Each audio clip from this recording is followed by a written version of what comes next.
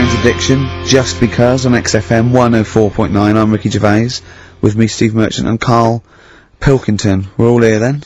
Oi oi. About 1:05. Yeah. Got 2 hours to go. I imagine you've got all kinds of treats lined up, Rick. Well, there's lots of things on the show. Great music, you know, Nirvana, Radiohead, The Darkness, to name but 3. Can I play you something from Led Zeppelin later? Yeah, please do, and maybe some Neil Young. Oh. Now, coming up also on the show, we're continuing a thing we started. We've only got 4 weeks to go before maybe we either give it all together or go away for a couple of months. Is it 4 weeks or 3 weeks now? Is it 3 weeks? Oh, I don't know. I think it's the 16th of August, isn't it? Cannot end soon enough. Wow. Might be that, it'd be a shame to end it forever, but it's all up to Karl. But again, he's in a grumpy mood. We've tried to try and up his attitude, and it's them, it's the listener that counts, Karl, not us. We may be feeling bad, but you, the listener, count. You come first, yeah? Okay, up, yeah? Big 'em up. Big up London. Big up you, the listener. Karl, leave yourself at home for a little while, yeah? We're going to continue that thing we started last week. We're doing the list of the most hated people in Britain. It's not us, it's the listener. So we'll, keep coming, with those suggestions of people you just, obviously, you don't hate them. We don't want a list of mass murderers, dictators, and politicians. You can have them, but, mass murderers and politicians, what's the difference? Good point. Good point. Satire. Satire, yeah. No, we're doing some jokes like that as well, aren't we? Satire like that. We're trying to get onto Radio 4. Trying to get on there, yeah. And, if there's any kind of amusing show that perhaps takes a sideways look at the week's news, and then you if there are any Radio 4 producers who have been knocking around for about 12 years with the same old hacks, and they're desperately trying to get on telly, they want to give us a call. We're not interested. No. We've got bigger fish to fry. So if people that you hate, minor celebrities, people on TV, pop stars you don't like, email in ricky.gervais@xfm.co.uk. And I'll tell you what, then we'll do like the Channel 4 do, then we'll give you the sort of list of the top 10 at the end, and you can vote within that top 10. I'll tell you the ones out in front though. Could we wire up some kind of premium rate phone line, so that we make a fortune? We can't afford it, but when you email in, if you could also maybe send us a lottery ticket, then, you know, we'll make something out of this. The ones in the lead, I'll do in no particular order, but these are the ones way out in front at the moment, is Chris Moyles, Robbie Williams, Chris Tarrant, Davina McCall. Interesting. I'm sort of surprised at, but I know that it's probably just I think she's just been on TV too much lately. Yeah, that t-shirt annoys me, Big Mother. Sure. That annoys me. We don't care. We don't care whether you're pregnant or not. Loads of people have children. Yeah. I don't care. Get on with it. And Dominic Mohan. So, but think of your own. There's a lot of people just coming up behind there, though. Graham Norton. He's just approaching from behind. Oh, that's the sort of stuff. It's sort of like we've done satire, we've done innuendo. I mean, he's the king of the double entendre. Well, he's the king of the single entendre, but we can double it up if you want. If anyone... 104.9, this is the sort of things we're available. Go on. I'm loving this. This is going to be good. I'm loving what's coming next. What? If any of the producers of Carry On London are listening and they need some new talent to write some smutty innuendo, I think we're your men. Yeah. Anyway. Karl, you better press the knob, right, to start the record. Spunk. Smutty.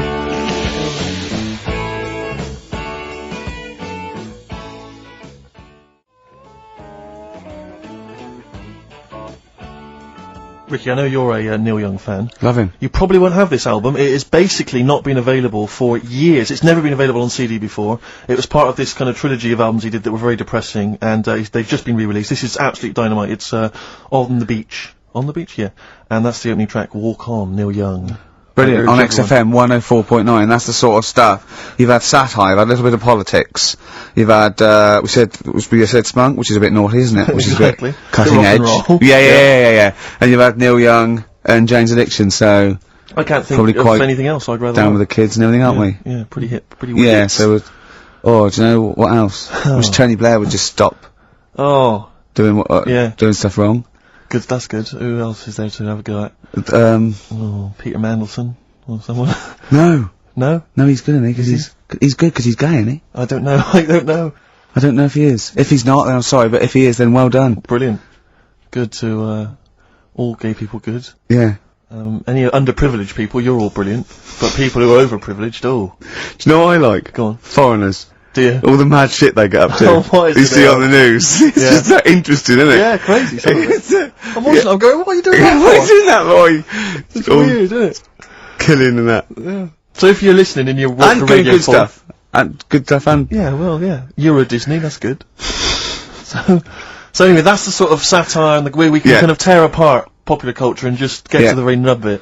Can I just leave with this? Do you know my favourite country? Africa. It is brilliant. Not strictly a country, but it's huge. all the countries. Except the bad ones. Remember the bad ones? Oh, evil ones. Play a record. Anyone at Radio 4 is listening. Yeah, we would like to get on some kind of satire show, please.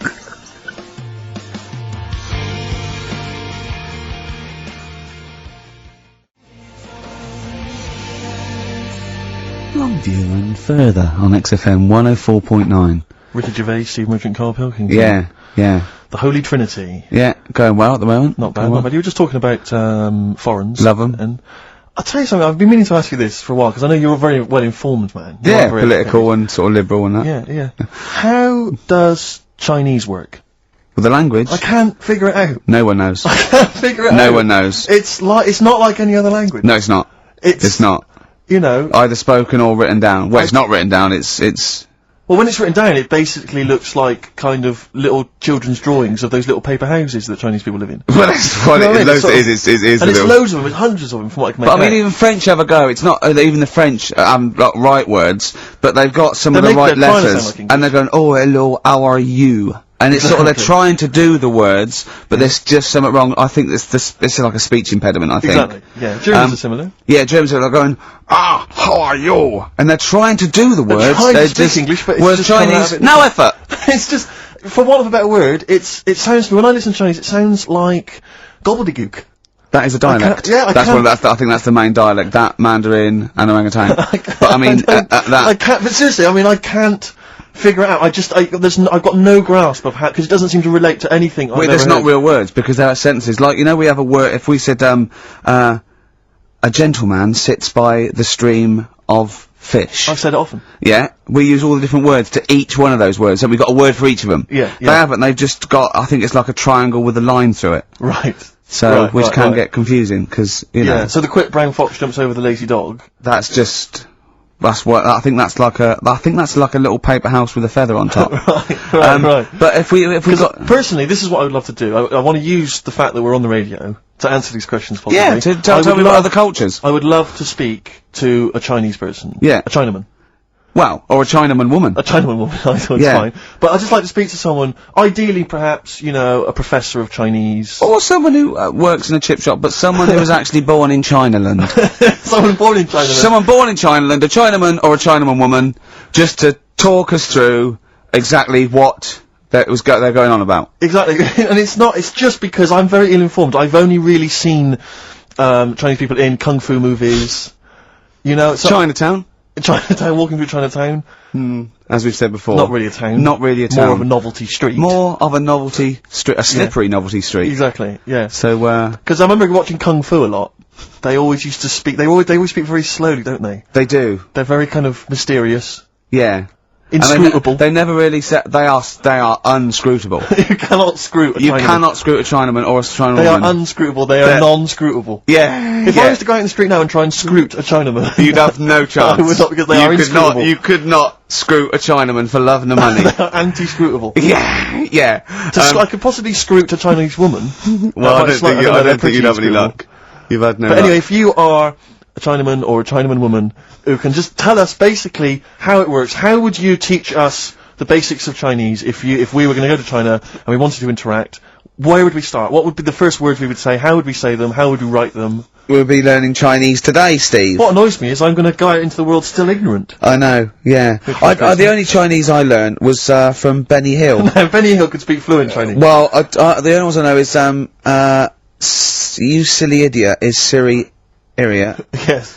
And Bloody Foreigners is Bloody Foreigner. Yeah. That's all. I mean, that's it's just a matter of it get you by in Peking, but I mean, you come in, you hit a dialect and you know, your worms meet. Sure. Carl, yeah, we haven't heard a lot about from you. We've been going here, we've done a few features already. We've talked about different parts of the world, different parts of the world. Do you speak any languages? No, not really. Well, still struggling with English. Yeah. Yep. Learn a few words.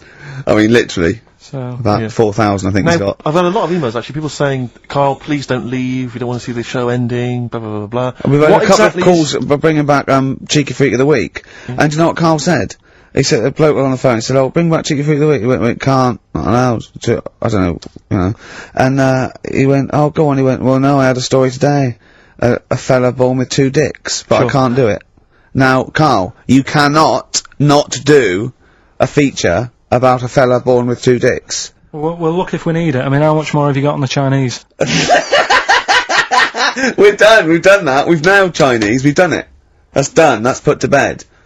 Fella with 2 dicks, please. No, we might get round to it later. But, like I say, Cheeky Freak of the Week. Sort of, we've put that on hold at the moment. Sure. Right. So, what have we got? What are you providing then today? Have you got a quiz for us? Yeah, we've got, what's her name if you want? We've got, We've got what? what's her name? What's her name? No, don't Is that a new one? Don't know. Yeah, what's her name? Yeah, what girl am I thinking of? Songs of Phrase. Songs of Phrase. We've got that coming up. Alright. Monkey News, I Monkey News is safe, isn't That's it? some Monkey News, that goes out. I told a bit of Monkey News. I did a photo shoot at the zoo this week, and one of the people in charge. Trying to make yourself look good. yeah. They told me that they used to have an orangutan, right? But it escaped. It worked out. It lifted up a drain, got out the drains, and got out up into the zoo. It actually did a Coldix type escape, right? And Carl goes, what happened? I said, well, they sort of like, they surrounded it and sort of got it back in. He went, that's no good though. I mean, it's not Monkey News unless it steals a car and goes to Spain. Exactly, yeah, or opens a small I mean, that's real. That actually happened. Yeah. But it's not real unless it, you know, takes a gun, gets mistaken from a president, and, you know. Runs a country for 3 years. There was some more news about London Zoo this week about it. They're all excited because we've got an anteater in there. Right. This week. So. Is that good? Is that exciting? No, I think they've had an okapi born. It's got a long nose. It's like a sort of tapir type thing. Not interested. Have I said to you before about if an animal's named after what it eats, how interesting is it? Do you know what I mean? But an anteater is the only one, isn't it? Well, get rid of them. No, there's lots in there. What other ones are there? Well, there's flycatchers. There's lots of animals that are named after what they eat. What's the flycatcher? That's a bird, isn't it? Seems ill-informed. I can't think of many beyond anteater. You're talking about, because you're talking about zoo though, and I was watching the news last night, and it had, a feature about Madame Tussauds. Oh, they were saying that they scrapped many of the royal family. Now, I don't mean this, but I've never understood the appeal of Madame Tussauds. I just, genuinely, with no irony, cannot see the appeal of sort of having my photo taken next to a waxwork of J-Lo. I know. I can't compute why that would be fun. I don't know, what is it? Do they move? Because they don't move, do they? No, They of just course they stand don't. there. I know. So genuinely, I mean, it's so crowds of people queuing up, and people queuing up to have their photo taken with the royals. And the queue would put me off immediately. well, yeah. I mean, it's just down the road, But isn't it? so you go home to your friend and go, there's me, there's me with Kylie. It's me not with quite, Britney is it? Spears. Oh, No, it's just a wax effigy. Oh, I thought you met her. No, it's just a waxwork. Right. It's not even the real person. If you've been to Madame Tussauds, if you have any understanding of why the appeal there, email Hold me. on, wait a minute. Let's not diss them, because they might melt down, Ricky Tomlinson one day to do me. Sure. You never know, you know. Or Rick Waller. Yeah. So I don't want to put them off. But seriously, I mean, I'm not being You know, flippant, Roy Kinnear might be in there. what is the appeal? Genuinely, what is the appeal? To walk around a number of life-size But that's the same effigies. as lookalikes. When I see it at the back of the stage, and it's got like, I don't know, Susan Gooding is Caprice. Yeah. And you want to go, what do you do with her? Oh, 500 quid, she comes and stands at your party. Yeah. And people go, she looks a bit like Caprice. Yeah, don't go too close. She does, yeah. It's like Caprice over there. No, but it's... It looks a bit like... Yeah. There was one in the back of the stage which was, so-and-so is Jordan. And it was a woman who was sort of buxom girl, wearing very little. Buxom! Are you from the West Country? I am. But I thought to myself, if you're willing to get your knocks out pretending to be Jordan, just get them out and become a pastry model. Stop pretending to be Jordan. And call yourself after another Middle Eastern country. Yeah. Don't just... Yeah, don't just... Very odd. I know. God. Very strange. But you've got a lookalike now, haven't you? Yeah. It's so odd. But it's a bloke, right, sort of at his desk, right, in the picture. And it's David Brent. Yeah. And it's got Ricky Gervais. Yeah. So, I don't remember, it's just an old fat bloke with a beard. alright, don't have a go. Alright. Play a record, Carl. No need for that.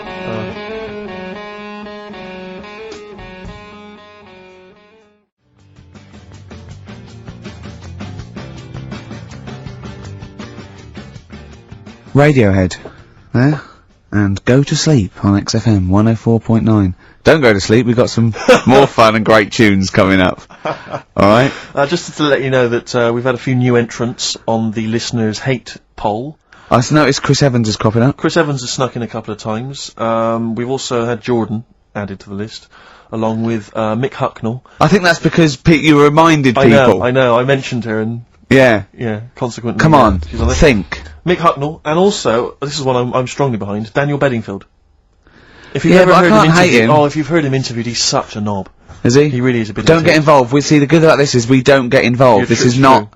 does not necessarily reflect our opinions. That's There are absolutely a couple of people that are cropping up that I'm right behind, but I'm not going to give that away. So don't give your opinion, Steve, because then our hands are Do you know clean. who I love? Daniel Bedingfield. He's bloody brilliant. Do you know what I think is a comedy genius? Go on. Chris Miles. But let's move on. Let's not. So anyway, listen, we'll be giving the top 10 of you, the listeners, votes, probably about 2 o'clock, and then from that list If we remember. if we remember. If Carl doesn't lose the list. Yeah. Yeah. And from that list we'll probably try and draw up the top 3, maybe. Yeah. Okay, so quiz time. I know everyone's been looking forward to this. Which quiz is Well, it we're this going to week? play along because he's done Songs of Phrase where he cuts up bits and pieces from records. You have to guess the title or the artist, and makes a well-known phrase, i.e. a phrase that we've said a lot. And the challenge is that me and Steve have got to try and work out what it is as well before we will tell you the phrase, but let me just see if I can guess. Play it. Tell me why, tell me why, tell me why. Play the game of swing. Right, I know what that is. I didn't hear it. Can you play it once more for me? Right. I know what that is. Right, it's why don't they play the game of swing ball? Because that's what he said when he turned on and saw people in wheelchairs playing tennis. And his point was... Tell me why, tell me why, tell me why. Play the game of swing. Oh dear. That is so naughty. This show's been a bit naughty, I think. I don't know what's happened to us. I think it's like, sort of end of term sort of madness, but I think we've got to calm down here. We've been a bit naughty there. We said, you know, bloke with 2 dicks. We said Chinese people don't talk properly, which is a little bit... offensive. Yeah. Know what I mean, Carl? Well, they don't know. Right, okay, let's leave it now. Okay, stop there, Carl. Carl does not necessarily reflect the opinions of XFM or any Yeah. other human being. If you think that me and Steve have been being offensive, we are strongly behind the guise of irony, satire, and ignorance. Carl only has ignorance and hate. Yes. No, but as long as you say something good about someone, you can also say something bad about Go them. on, How then. does that work? Go on, then, give us an example. Well, Chinese, Yeah, yeah? yeah. Great people, right? Good. Really, that's the good bit. women really good looking as younger people. No! They get What are you older. doing? I'm just saying, as long as you know what I mean, there's good and bad and everything. For every Well, what are the positive old and ones negative. like? Yeah, they don't age well. What do you mean? The fella in Karate Kid, the teacher, was only about 36. We started this! We started this! Oh. Fact. So, songs of phrase, email in, ricky.gervais@xfm.co.uk, right? I mean, I have to say, Carl, it's very tricky this week. You've got some very obscure sounding songs there. Yeah, just all we want is the artists. I think just the song, Carl, mate. I No, think actually, that's harder. hard. I No, think that's hard. harder. Yeah, the artist. Just the artist, I know. Okay, so these are the prizes this week. Well, let's play it again so they can hear it. Try and work out all the different artists. Yeah, why don't they play the game of the game of swing ball? Right? Tell me why, tell me why, tell me why. Play the game of swing. That's tricky. It is tricky. That is tricky. That is good. But there's some great prizes, including, Carl, I can't help but notice, torn from the I think today's issue of the Daily Mirror. What, he's giving away a giveaway? It's a free CD from the Daily Mirror, which you can buy it, you spend 30p on the Mirror, you can get this anyway. But it's still in the piece of plastic that it came in, I love Just that. ripped. Anyway, there are some other treats. Oh, you'll be loving getting that through the door. So there's the Jingly Jangly Sound of Summer, Good Vibes, a 2 CD set featuring music from Crowded House, R.E.M., Simon and Garfunkel and the Beach Boys. I'll tell you what, I've got the thought of another game. We can put Carl's into theory, right? I can tell him a sort of like a person or, you know, a people or a place, right? Or a profession, and he's got to come up with a good and bad. A good and bad thing. It is dicing with death. Yeah. Are we ready to do this? Well, listen, if we're quitting in the next couple of weeks, then who cares? Okay. Good and bad, right? Well, hang on, whoa, let me just we're on the prizes here.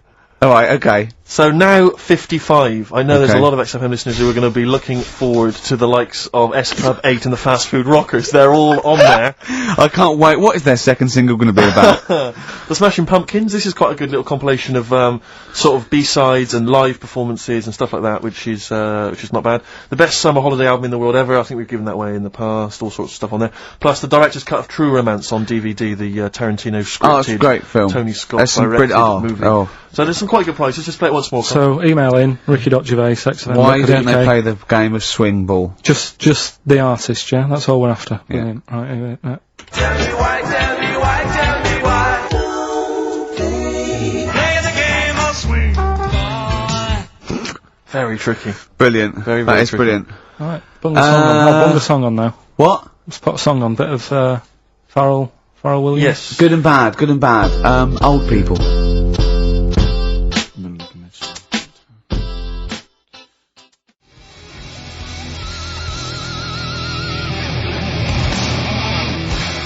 Darkness. I believe in a thing called love on XFM 104.9. Ricky Gervais, Steve Merchant, Karl Pilkington. Karl set the ball rolling with songs of phrase. Why don't they play swing ball? Referring, of course, to people in wheelchairs who play tennis, because he was disappointed they weren't getting around the court quickly enough. So why didn't they play swing ball? Yeah. Brilliant. Someone just emailed in saying because if they hit it to the top, they wouldn't be able to reach it to unravel it. Exactly. Which is a good point. Yeah. But I mean, nonetheless, good and bad in people in wheelchairs? Do you want to do that? Good and bad. Good and bad things about people in wheelchairs. Good and bad. Yeah. Suppose. Dunno, really. They take up less room in cinemas. They've got their own seat. Good. That's good, is it? That's a good thing. Yeah, good. Yeah, well done. Well done. And what's bad? Dunno, I'll have to think about it. Okay. But, well, let's leave that, eh? You started it. The hate list. Can I just return your minds to the hate list? I said on the hour that we would give you basically the top 5. Now, we have to stress, this is the top 5 most hated people that you, the XFM listeners, have suggested to us. We have not massaged these. No. We have not made these up. These are coming from you. Last week we began it. This week you've continued to email. So this is the list. We do not endorse this list. Some of them we may agree with, some of them maybe not, but it's the list that you have come up with. We are merely the messengers. I tell you, it was coming through recently. Cameron, but he didn't make the top 5. I'm afraid he was just a late Williams entrant, dropped out of the top 5. Robbie Williams surprisingly dropped out of the top 5. Yeah. So let me tell you now, in no particular order, this is the top 5 that you're voting for. XFM listeners. Well, I say XFM listeners, people who listen to this show. I mean, XFM listeners aren't typical radio listeners, and I think our listeners aren't typical XFM listeners. Right. So, I don't know what this poll, what it's worth. What any poll's worth, but I mean, this one is probably worth very little. I think in a way it's sort of worth less. Yeah. Go on, who's the top 5 in no particular order? We want you, the listener, to then just vote, email in with the one name that you hate the most, and then from this list, Out of this we list, can yeah. figure out the number 1. Okay. But this is in no particular order. Chris Tarrant, Yeah. a surprising entrant. Davina McCall. Well, I don't think he's that surprising. Well, anyway, 'Cause, I mean, I'm not these- gonna editorialise. No, I'm not saying, I'm saying I imagine XFM listeners pretty much despise someone like Chris Tarrant. Okay, well anyway, Chris Tarrant's on there. Davina McCall. Yeah. Patrick Kilty. Right. Graham Norton. Right. And Chris Moyles. Now, I'm not going to say anything. Those are the names that you have drawn up. There are lots of others that didn't make the top 5. Richard Madeley was on there, Michael Flatley, Vorderman, bizarrely. Michael Flatley's a weird one. Very strange. So Jamie Oliver, a lot of votes for him, but he's not made the top 5. So those are the top 5. Just email in with the number 1 that you hate. And we're talking about someone another pointless, inane poll. Exactly. And this time we did it. Oh, dear. Moyles, Norton, Kilty, McCall, Tarrant. It's your choice. Who would you have Ricky out of this? Gervais. Who would you have in your list, Carl? You're allowed to talk because people know your opinions don't matter. So, what? I honestly don't really hate anyone. That's that nice. Much. I'm not that fussed, you know what I mean? We're not talking so much about hate, we're talking about someone that we don't mean someone hate. You can't hate any of these people. All they've done was pop them up on telly. But I think it's people who, as one listener, she put it, she sort of, so I think she had some of those, and she said, I don't hate them. These are the people that, if they pop on my telly, I have to turn over. You know what I mean? It's not, you don't hate them, you know. But sometimes it's not their fault. It's like Davina, right? I used to quite fancy her. And now, because she's always on the telly, it's like, I can't be dealing with her now. Sure. But Right. she's still the same presenter. It's just that I'm bored with it. Sure. You know what I mean? Yeah. So, I'm not getting involved in it. Okay. You know what I mean? Don't want to offend anyone. Let me just give the email address. But Ricky, let me just give the email address. I just said it, so look, talk over it. Okay, I'm gonna do Carl's top thing. Ricky.gervais@xfm.co.uk. That's also the email address for your answers to this week's Songs of Phrase. Play it again, Carl, if you would. Go on. Tell me why, tell me why, tell me why. Play the game of swing. We just want the artists, is that right? Yeah, that'll do. I've got 2 that you don't like. Not that you hate them, but that you sort of like, don't agree with them. Would Liverpudlians be in your list? Probably. What about, gay fellas in toilets looking at you? Well, I think they've sorted that out, so...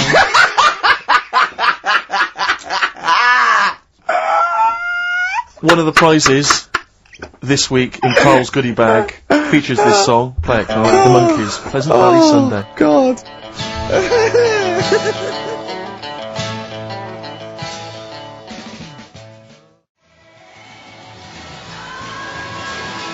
Monkees, Pleasant Valley Sunday. Brilliant. XFM 104.9, Karl Pilkington. This show is monkey heavy, isn't it? indeed. It is monkey heavy. Carl, if you were president, would you sort of make it compulsory to maybe have a little monkey? Everyone has a little monkey of their own? Little chimps out and out, old age pensioners? It's not a bad little, It's funny, because there was, a story the other day, when I was looking for monkey news, right? There's a story about a couple who couldn't have any kids, right? There's something wrong with them, but they really wanted a kid. And they got some, dodgy email address where they could buy a baby online, right? It was someone who would have a kid, and you could buy it for $3,000 or something, right? Yeah. So anyway, they got one, they got picked, and they're like, brilliant, there's the money. Got the baby and everything, they were loving it. Playing with it and stuff. As it got older, Feeding it. it got airier. Oh, shut the oh, Carl! Turned out they'd been sold a chimp. You maniac. You stupid mank twat. How on Don't earth? talk shit. That is as if that, what? didn't know it. Oh, don't talk. Are you mental? You I never thought stupid. that didn't make it into monkey news. I know, yeah. It's a bit sad though, we don't like to bring They the bought, feature down. yeah. But And how anyway, long was this into, it got hairier. They're born hairy! no, it wasn't. They're not born like humans then develop hair, because they go, hold on, we better get the chimp stuff kicking in now, because we're in the jungle! School photograph, they were like, hang on a minute, it looks a bit weird. With all the Oh, kids. you are just the rubbish. Mad, innit? Mad, innit? Mad, innit? Imagine, oh, God. But Just anyway. imagine if he was in charge, we did put him in charge of the country. Terrifying. Wouldn't that be amazing? Let him run the country. Just for a week. Or the mayor. What would you do if you were the president, or the Lord Mayor of London, or the Prime... Prime Minister Carl. I don't wouldn't know. do it, like he's gonna be offered it! It's a hypothetical question, Carl. No, but Suzanne was, alright, my missus, if you're a new listener. You keep her, sure. Yeah, help her. She was watching the news, trying to follow some heavy stuff. And I'm like, The weather? What? You know what I mean? I just was like bored, and I was reading about that mouse that had an ear on its back and stuff like that. So she said, well, you take notice of this, should be, you know what Ricky and Steve are like, they try to teach you stuff and you don't even want to learn. So to try and get me interested in it, she was like saying, what would you do? if you're president and stuff. Yeah. And I can't be doing with any of it. What did you come up with? You must What would have. your slogan be? What did you come up with? Did you come up with anything? I had a little the design of it, right? I said I'd have like red and blue, sort of. Do you know what I mean? Both sort of major sides into one. Well, that's broken the back of it. That's a pretty good manifesto so far.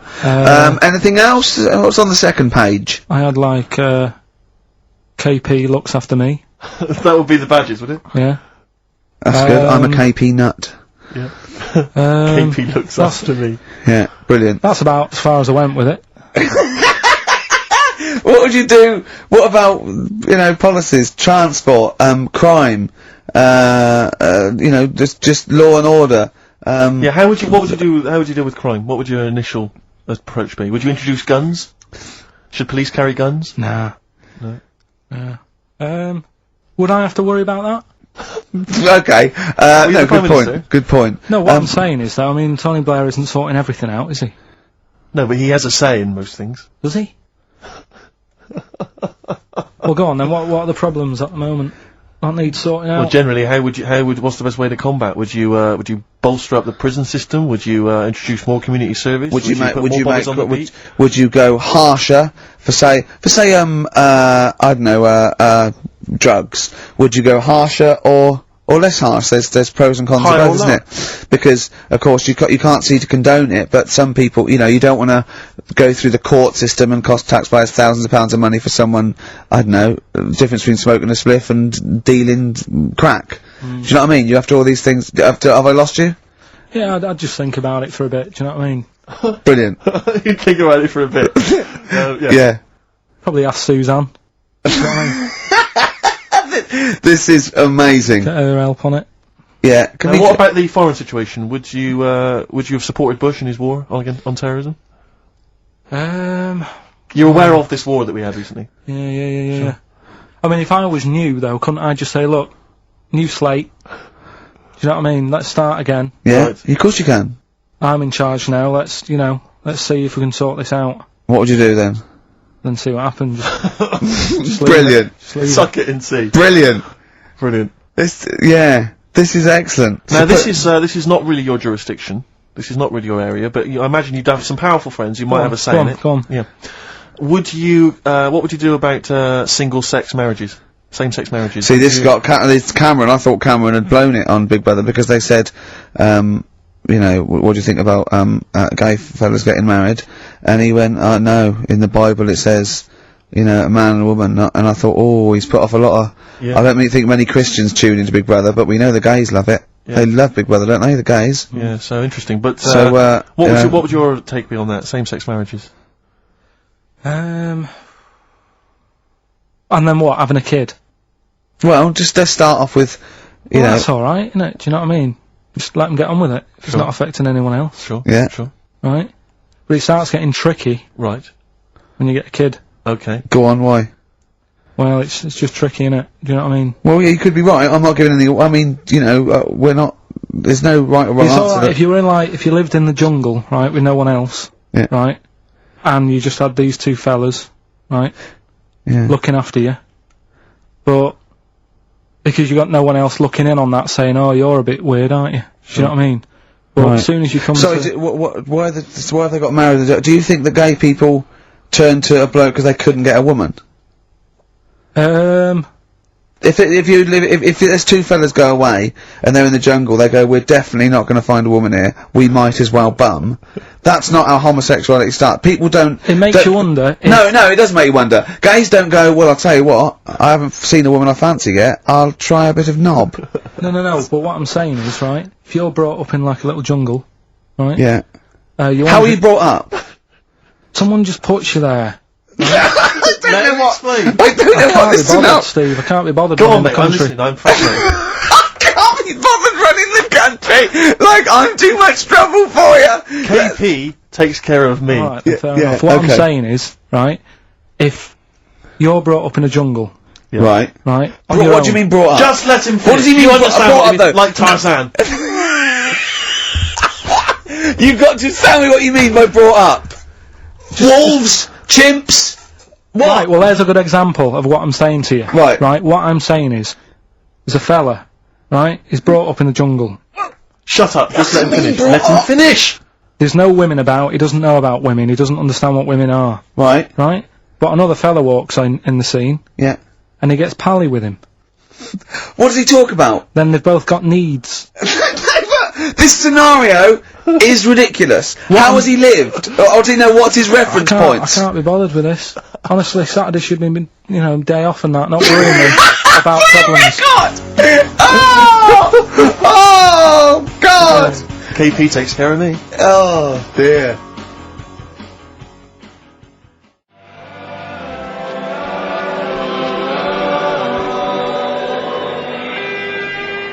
Elbow. Fallen Angel on XFM 104.9. So, there we go. Karl as president. He's still confused, aren't you, Karl? Just a little bit sort of amazed Yeah. by the body. Yeah. You're in awe of it, aren't you? Just the way... I'm amazed how two people can buy a baby on the internet for £3,000 and not realise it's a chimp till it goes to school. No, but seriously, what we were, talking about there during Elbow and Fallen Angel, we were talking about that I think... Yeah. If you're locked up, well, not locked up in a room, you've got a normal life, except there's no women in it. Yeah. Right? But how would that happen? What would this point of reference be? How would you bring Right, up hang a on a minute, person can I just ask you and something, totally... though? Go on. How can infinite monkeys and a typewriter... Right, again, I've told it before, right? That is not... You don't actually have to test that model. It's basically a model for that explains the nature of infinity. Okay? Yeah, but... I've told you before. It works because of the definition of infinity.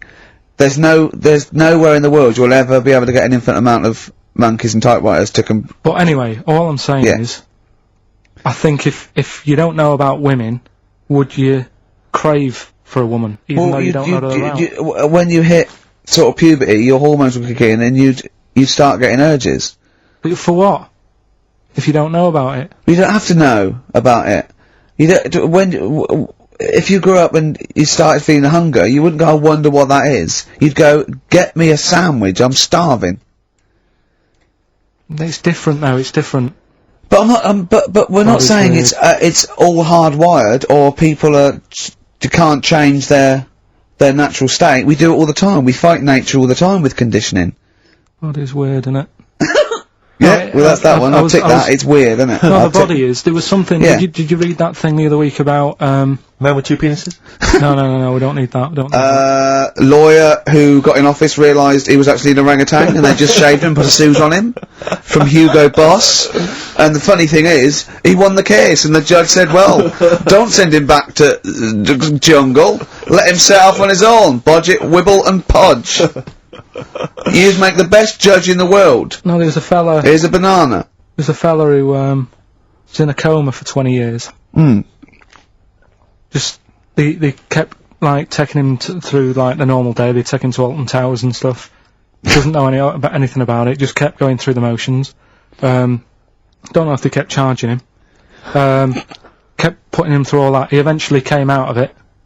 20 years. And went, stop taking me to Alton Towers, it's shit! I just thought, imagine how much post he has. Eh? How much post?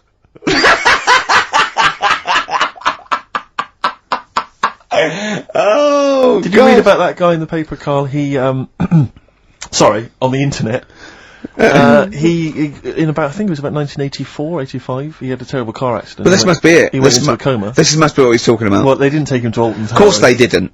But you've got to try and decipher the truth from the conjecture, from the thing that I mean, don't forget, Karl says, realises that he's had a dream. He talks to Suzanne and goes, that was good, wasn't it, last night we were in the plane? She goes, no, it's a dream. He goes, oh yeah, where's my complex? You got to, you know what I mean, I can now decipher what he's actually seen, what he's read. Well, go on, what did you... Well, I'm assuming it's the same guy. It is the same guy. It was a guy in some small American town, and he'd had a car crash, and he'd gone into a coma, and his wife had left him. She'd gone on with her life, because he'd been in a coma since then, and he had just woken up recently. Marriage wasn't working. Marriage wasn't working. He just wasn't paying enough attention. He actually she was pregnant at the time, and so now his daughter is basically the same age as he was when he went into the coma. And, he's just started coming around, he's just started making jokes. They said, how do you feel? He said, horny, which I thought was quite witty for a man who'd been in a coma for however many years. But anyway, yeah, so he's slowly trying to rebuild, what life he can. That's what do you make of that though? Because the thing is that he's missed. Imagine what he's missed, Carl. Imagine the music that he's missed. Live the TV Aid. programs, Missed the Live news. Aid. Live Aid. He He missed The Phil Spice Collins Girls, playing in 2 continents in one day. frankly, I'd be devastated if I discovered that. Missed happened. Bros. Yeah. Yeah, so he doesn't. So he'd put on ripped jeans and they go passe. They just have to send him a series of those I Love 1986 Exactly. programs with Kate Thornton filling him in on what he's Exactly. Peter Kay reminding him of space operas. Yeah, He Richard remembers Burton those. talking rubbish. Yeah. So So extraordinary though, isn't it, Carl, to think? Mm. No, obviously. So, not. had he aged much? Because he hadn't had any problems or anything, no worries. well, Is that he probably wouldn't have physiologically. He probably wouldn't have the wear and tear of a 43-year-old man Was that a good because kid? he wouldn't have had sun. He wouldn't have had sort of nicotine, beer. Unless they were just feeding that to him. Anyway, Try and still, bring him round. yeah. So you'd feel groggy though, wouldn't you? Yeah, you might feel a bit groggy. Yeah. Well, he's not fully back to normal. I mean, there's No, some it's- kind of residual brain damage. Yeah. But nevertheless, he can form sentences. He's got no real memory, so he can't remember a lot of things. It was just when I saw Carl, it, have you that's been in what. an accident? So are we giving the answers out for what's his name? Oh, later. Play a tune. I'm Yeah. bored. Bit of Snoop Dogg. Oh, play Yeah.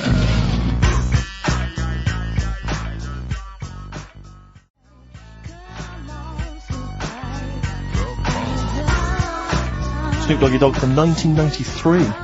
And What's My Name? Long time ago. It was indeed. 10 years ago. XFM 104.9, Ricky Gervais, Steve Merchant, Karl Pilkington. Songs of Phrase.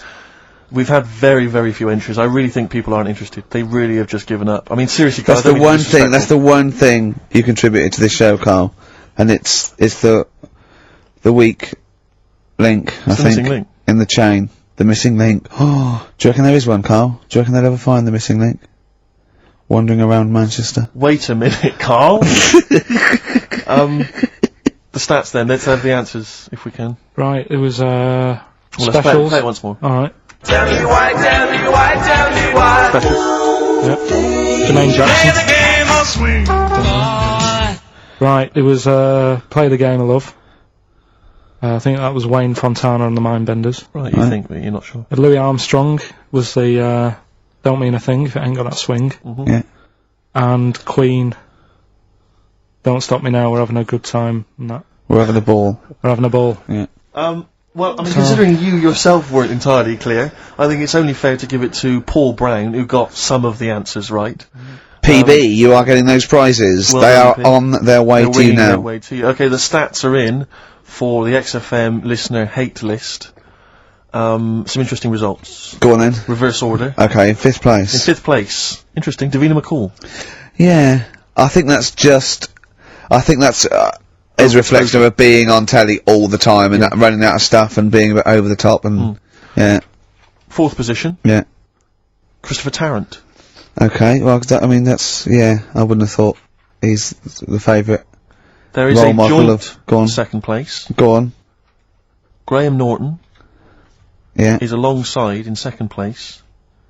Patrick Kilty, which means Chris Moyles is the winner with an overwhelming vote. And I swear to God, I have not done anything to those stats. Yeah. That is exactly as they've come in off the email. We do not give our opinions on this. Do That not was the condone XFM listeners, but well done.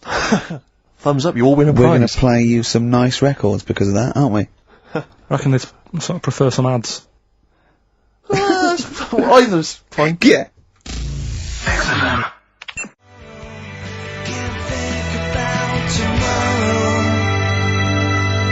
Feeder. Forget About Tomorrow. On XFM 104.9. When I was at university, my best mate was a bloke called Wally, and he was doing psychology, and I was doing philosophy, and we both got into this theory called determinism, which is about the state of the mind, and it's a materialistic view that everything is part of the causal web, and everything has a reaction for something that happened before it. And by the way, Carl, do not confuse this with fatalism. Determinism is not predictive. It's just that if a brain state happens again, then anyway, the famous Everyone one is knows. Yeah, the famous one is, if, you know, a butterfly hadn't shaken its wings, Queen Victoria wouldn't have sneezed. Everything's inextricably linked, right?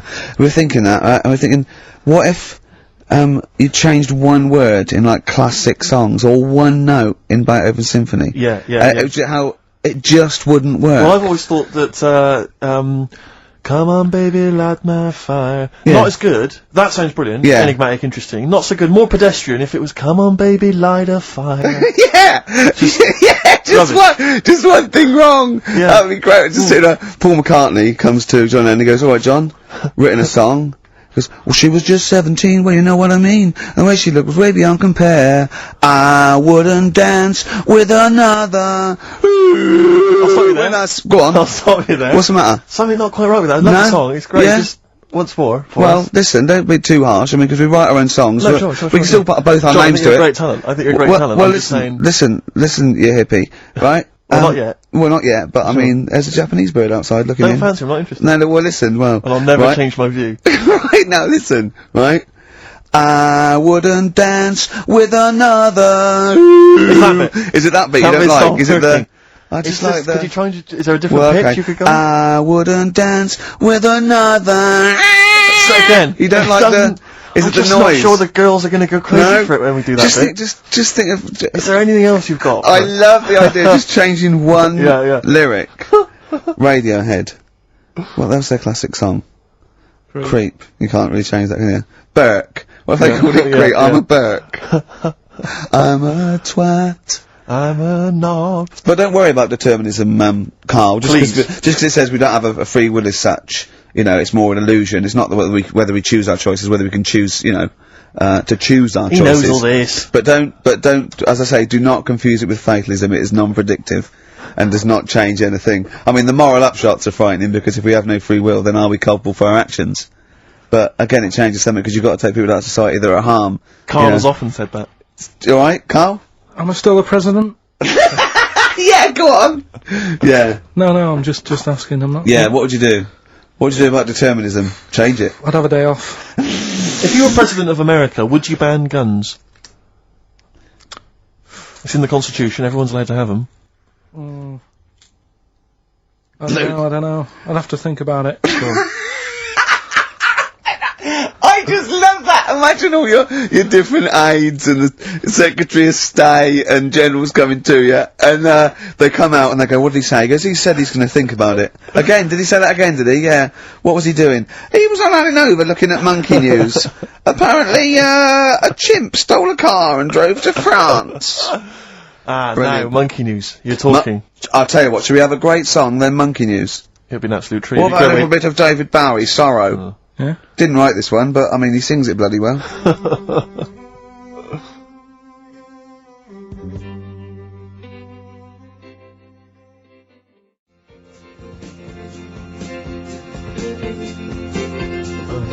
David Bowie, Sorrow, on XFM 104.9. Nearly there, but, you know, we're working our way up to the grand finale. The bit where Karl spouts absolute nonsense from a dodgy source on the internet about a monkey who did something impossible. Let's cue up the jingle. Hang on. Alright. Perfect. Oh, chimpanzee that monkey news! Right. Let's have a look. This one's from some woman, right? Yeah. And she was taking part in the London to Brighton bike ride, right? Lovely day, weather's good and everything. What year? She's just a couple of months ago.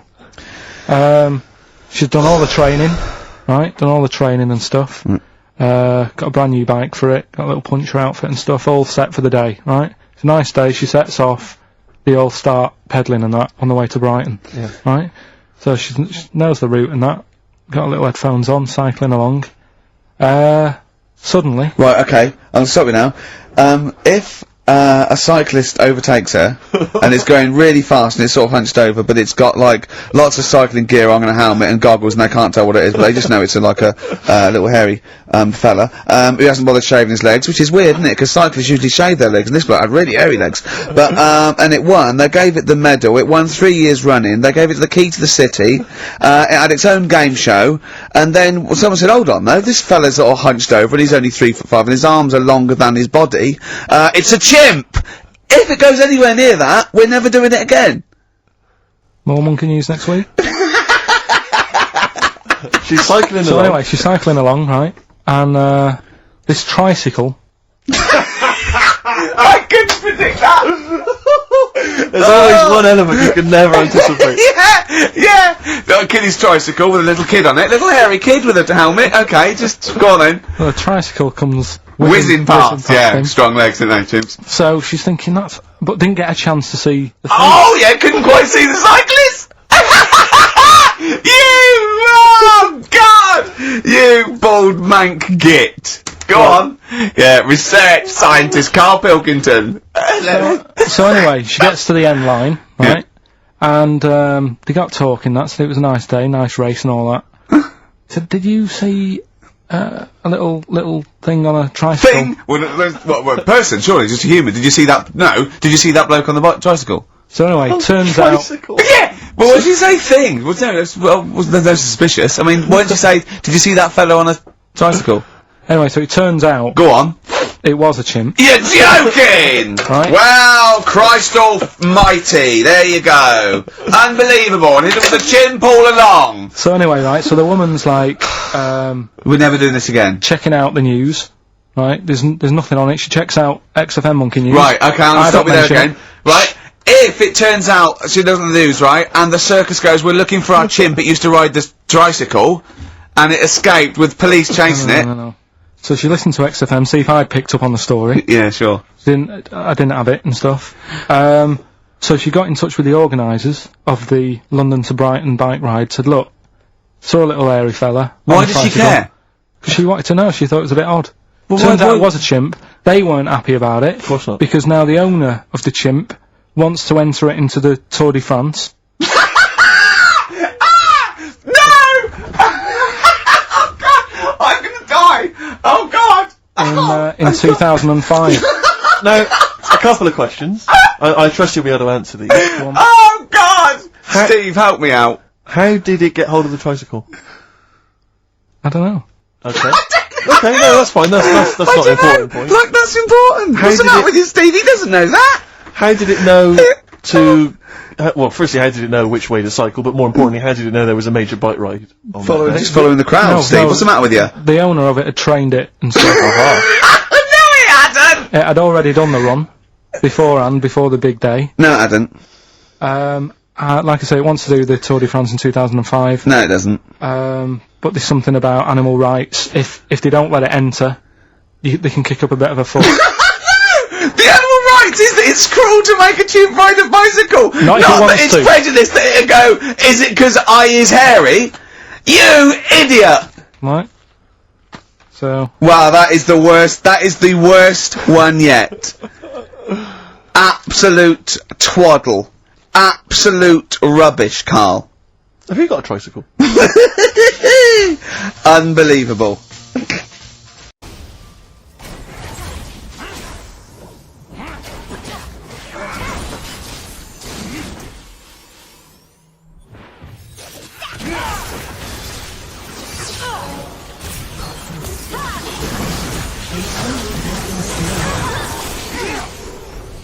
Shut down.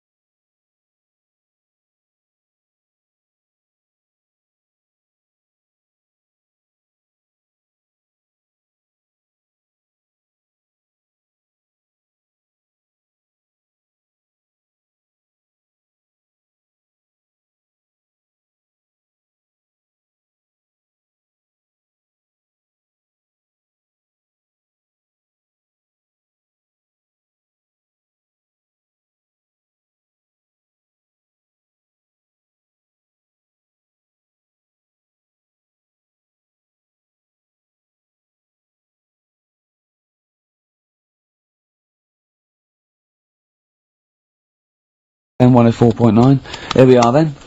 Ricky Gervais, with me, Steve Merchant, and Karl Pilkington. Raring to go. He's a bit grumpy, Karl. Woken up at 8 o'clock. Because he's from the north. Yeah, because he's in London. Yeah. And London's rubbish, right, isn't it? Oh. Working you can't even get a Band-Aid in London, can you? Or grouting.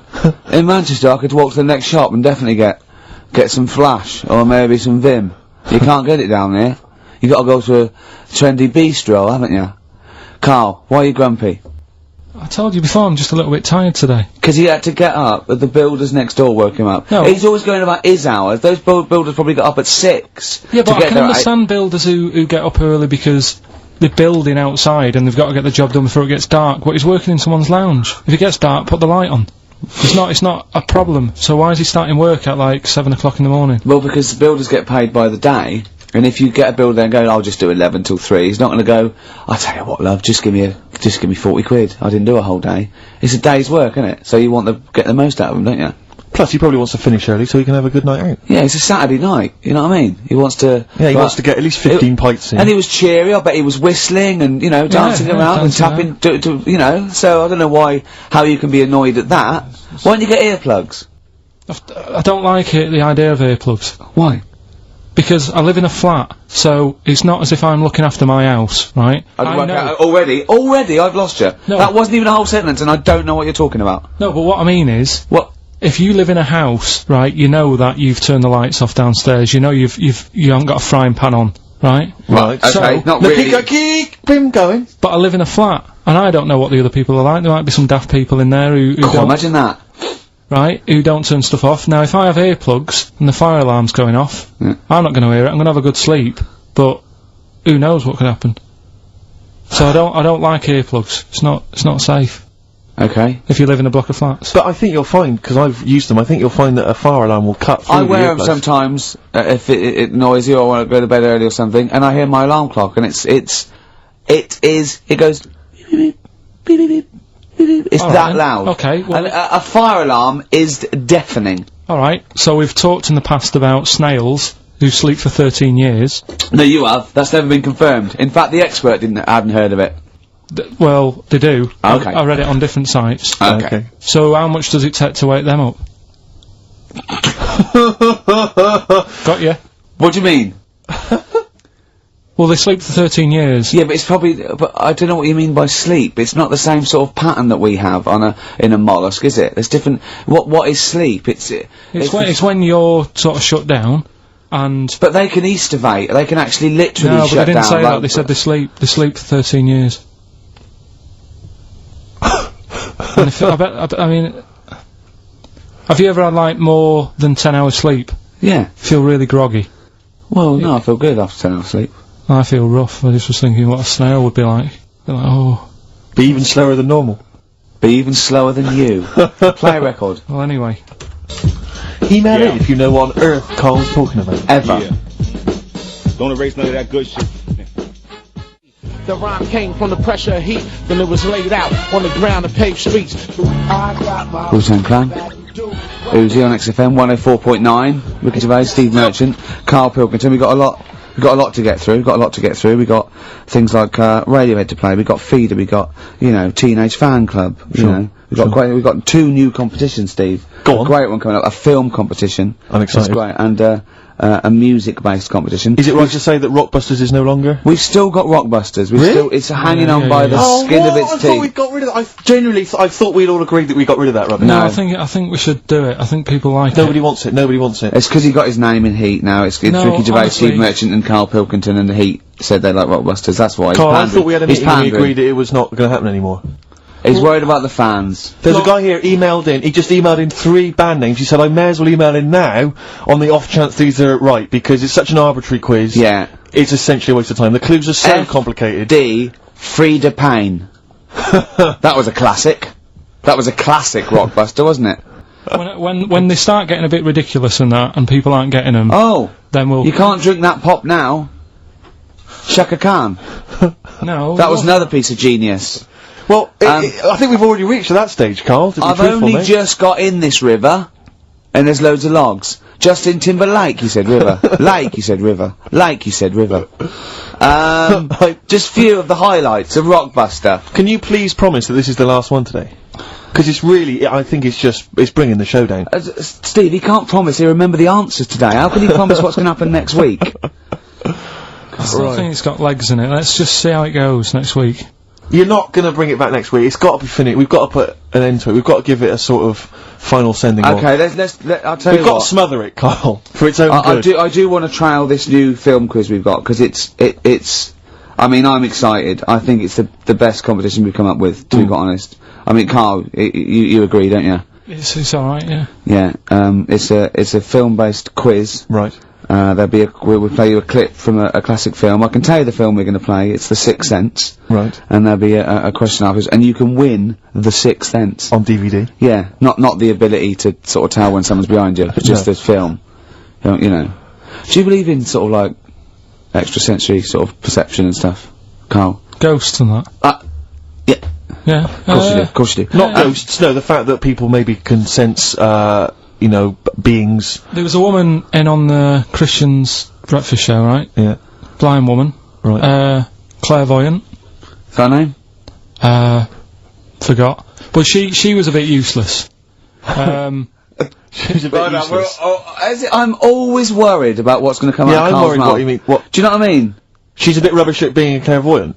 Yeah. Right. I mean, I think if you're not that good at something, don't go on the radio and do it. Carl, you better leave. So, what, sorry. Well, she was saying, So like, what was the relevance of her being, blind? What was that for? What did you I tell me? just thought it was a bit weird. I think she was using that because the fact that she can't see living people, but she can contact the dead ones. Yeah. I'm so sorry, this is XFM 104.9. No, Once listen to you. again, Carl's opinions do not necessarily reflect anyone. Those of any human being. Any other person alive today. Sorry, Carl, so how did she demonstrate her clairvoyance, and why was it not very convincing? She was sat in the chair you're at, right? And people called up and said... I sensed that. Weird. They called up and they said, right, can you have a word with me gran? Yeah. And she goes, yeah, she's dead, isn't she? And it's like, yeah. He goes, ooh, and everyone's like, ooh, she knows her stuff. It was 50-50 to be fair. Yeah, and especially with a gran, because the person sounded about 35, so the chances are they haven't got a gran anymore. Yeah. And it was just unless it's the fellas from Busted, because they, in the year 3000, they've only got to a great-great-granddaughter, and that's 1,000 years, so presumably, you know, they can live a lot longer. Yeah. I just wasn't convinced anyway. I don't want to diss her, because, you know, she came in, and she did her stuff, and if people believe in it, I'm not going to put it down, but it just was a little bit odd. You believe in it? You just think she didn't have the real power, as opposed to it being rubbish? No, whatever. But yeah, I don't know what we were talking about there. So we've got the film thing going on. I don't know what we were talking about. Film. What were you talking about earlier about glasses as well, and Steve taking his glasses off? What was that? What are you saying that in front of him now for? Was it an insult? It wasn't really an insult. Carl, what were you up to? No, what was it? I genuinely don't remember. I genuinely don't remember. Right, Steve, I'm not having a go. Right? Just saying how people, it's a bit weird that you've got glasses, because you've got a good pair of eyes on you. Right? That isn't an insult. What were you talking about, though? What was it? Why did it was the fact that people who wear glasses always look a bit weird without them on. It's like, you know, they should wear glasses. Okay. Why did we get round to this? What was we talking about? What were we talking about? I don't know. I don't know. I don't know what that was.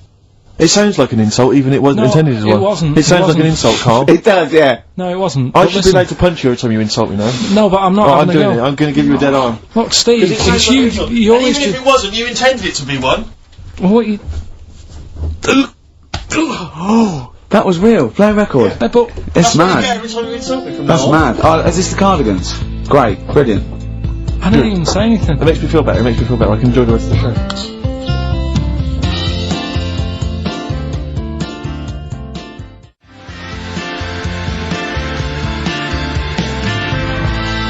Cardigans in For What It's Worth. In my opinion, one of the best things I've done for many a year. It's XFM 104.9. Ricky Gervais with me, Steve Merchant, and Karl Pilkington. I sometimes wish you spoke like that for real, because I wouldn't leave the studio with a headache then.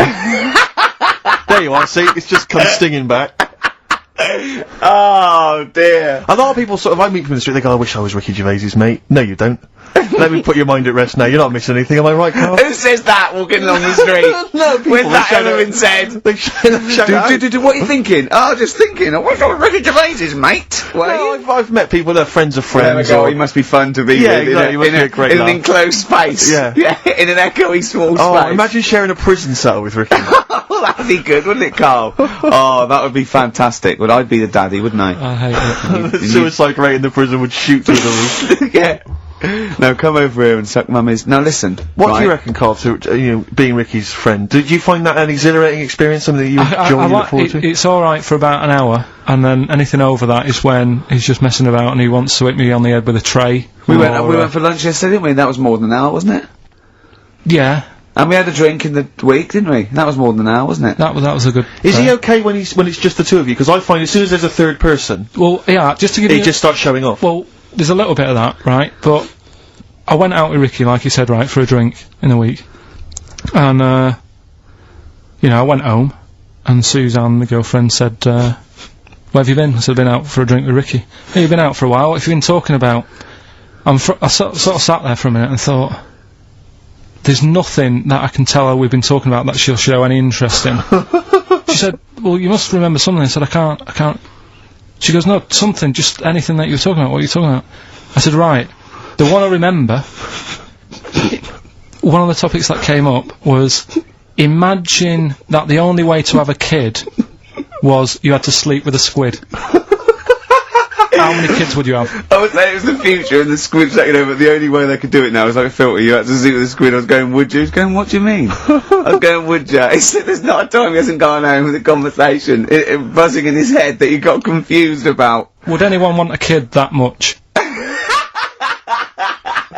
Does the child look like a squid when you have it, or is No, it it's not. I was going, no, it's normal, but it's like a filter with the system. The only way you can do it to make sure, you have to, you have to impregnate the squid, and it's a filter, and then you can, test tube wave in the future. Did the busted lads mention that in the 5 years 3000? We live underwater, that's where I got it from. I said, well, you probably sort of like get quite friendly with them eventually. You probably would be breeding with the squids and, So what does prawns. Suzanne make of Gervais? Has she met him a few times? Yeah, she just said, she can understand why we sort of get on, because we both sort of come up with daft stuff all the time, and... Yeah. But I'm quite happy to have a discussion. I love the way that it talks about his partner like the adult. Well, like we're that's the how I two see kids it. that go out playing, talking about squids. That is exactly how I see Suzanne. It's like, if she wasn't there, I don't think you'd get out of the house in the morning. Well, you'd have tied your shoelaces together. Yeah, you'd have your earplugs You'd have forgotten in, to put your trousers the on. fire alarm would be going off, and, someone would have left a frying pan on, the builders would be sort of like throwing you round. Yeah, I imagine she makes you like a put round me of down. sandwiches. Well, she's noticed that I don't ask as many questions now. Because, like, last night was one of the first times in ages that I'd asked her something, right? What did you ask? Where's the bathroom? No, right, do you know, like, I'm always thinking stuff when I'm bored, right? if it's when I'm washing up or what have you. Yeah. And, last night, she was watching, that Midsummer Murders. Midsummer Murders, right? I don't like it, I think it's rubbish. Right. So, Another thing you've got in common then. No, but do you know what I mean? But I'll let her watch it. Yeah. Do you know what I mean? She really likes it. He was standing, he's watching the microwave, she was going, Carl, no, this is the telly. This is the telly. Wait a minute, this chicken's gonna come I've round seen any this second. before, it comes round again in a minute. Carl, what's the washing machine, Carl? So she's watching it, loving it and that, and I'm bored, because it's just, it's a boring programme. So I'm sort of looking through magazines that we've got. Trying to find animals without heads. And, it was in one of her magazines, and there's this article, right, about these identical twins, brothers, right, and one of them meets this girl, right, and it turns out she's got an identical... I've heard this is true. Right. They get married. She's got an identical sister. Right. So, they both go out. So two identical twins, male, going out with two identical twin sisters. Yeah. So I was looking at it going, oh, that's weird, because you see them, like, they're always wearing the same cardigans and that, and that's like... But then, but if you're an identical twin, then you probably would fancy the same sort of person, wouldn't you? But then, I was asking, she was going, it's getting near the, the plot, the murderer. If they had a kid, would they look the same? Yeah. Would not necessarily, because it depends on what genes are passed over. Even though they've got the same exact sets of genes, that you don't pass on all the genes, do you? It's 50-50, but you don't pass on exactly the same genes in each sperm, let alone with an identical twin. Yeah, but even though you don't do that, like my brother and sister don't look like me, but No. you know they were related. Because they share 50% of your father's genes. Gobbledygook. Yeah. No, you share 50% of your father's genes and 50% of your mother's, but not the same 50% on 2 occasions. I think you completely lost them already. it. When you brought in the word genes, Yeah. I thought you were thinking, what No, was they on the wouldn't trousers for? necessarily. They wouldn't necessarily, no. They could do by Did sheer Suzanne chance. look at you like Oliver Hardy looks at Stan Laurel when he's just like nailed his hand to a wall or something? She went, ask Ricky tomorrow. Yeah, and then turned up John Nettles. And then turn it up. Yeah. Oh, that is brilliant. I think there's I heard a story once where 2 sets of Siamese twins married. What if you fancied the one on the left? Yeah. What if one of them was having an affair behind the other one's back? That'd be difficult to conduct, wouldn't it? You better show off he's waking up. What are you doing? What are you doing? What are you doing down there? What are you doing down there? There's no one down here. Well, I think there is, because I can see her sister here. No. What's she doing? What's she No, doing? they just- She's covering for her. What are you covering for him for? He's your husband. Is my wife down there? I read something about some Siamese twins. Go on. And, one of them was saying, you know, we get on each other's nerves and that. The other one was going, we don't. I didn't know this. I've never liked you. I've never liked you. One of them was going, oh, you know, I hate doing the washing up, but I'll let her do it. And, the person doing the interview said, well, why don't you help out, just dry up and get the job done quicker? And she was like, no, I can't stand it, I prefer just to hang around there and wait for the other girl Yeah. to do the washing up on her own rather than help and get the job done. Sure. Just selfish. Well, there was one set of Siamese twins. One had a job and the other one didn't. That's ludicrous. Yeah. The other one was unemployed. The other one had a job. She had to go to work. She had to get up at 6 o'clock on her day I'm off. supporting you, literally. Yeah. Then they get done off the social for sort of... Yeah, because the other one was signing on. Are you living together? We're not. Come on without, come on within. It's just the way I'm feeling. Yeah. Feeder, just the way I'm feeling, on XFM 104.9. I'm Ricky Gervais. With me, Steve and Karl. Alright. Just having a whale of a time, both of them. They love being in this room with me for 2 hours. That is their favourite part of the week, I think, isn't it? I haven't said that, but I'm assuming they love it. Right, competition time. Brand new competition we come up with. My favourite we've ever done, I'll be honest. And the great prize, the 6 cents. You get a clip of a great film, and then you get to keep the great film. Now, I'll just explain this competition. I think Karl is a little bit of a frustrated actor, and so by the power of technology, Karl takes the role in a film, and there's a question about it afterwards. This is a scene starring Karl Pilkington from The Sixth Sense.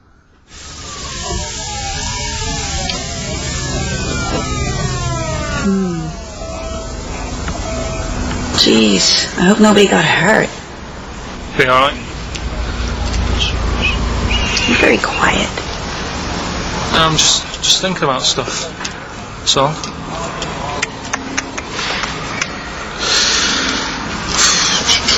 You're mad I missed the play, aren't you? A little bit annoyed, to be honest. Went down a storm playing the drums in Little Donkey, but your loss. I'd give anything to have been there. Well, you wouldn't, because you didn't. But like I say, it's your loss, isn't it? Anyway, I'm just quiet because I'm thinking about stuff. Like I said, right? I'll make a big deal out of it. What is it? Well, I was just thinking, what would happen, right, if you put a chameleon on a mirror? How would it handle that? It's a bit weird, isn't it? Oh, you're scaring me. That's scaring you. This'll scare you, right? The other day, saw two old men sat there having a Twix. You never see that, do you, old fella? having a Twix. You see ghosts, Cole? No, just the old fellas having a Twix, but... They talk to you? No. They tell you to do things? No, because they were too busy eating, but... What's that got to do... What are you looking like that for? Do you think I'm some sort of freak or something? Is that... I would never think that about you. Well... Ever. No. Got it? Alright. Well... So, it's a very chilling scene, that. That is great. Oh, that is fantastic. It's a very spooky scene from the film The Sixth Sense. Rick, I think you've got a question. Well, yeah, I mean, Karl played it wonderfully there, the role of the child that sees weird stuff.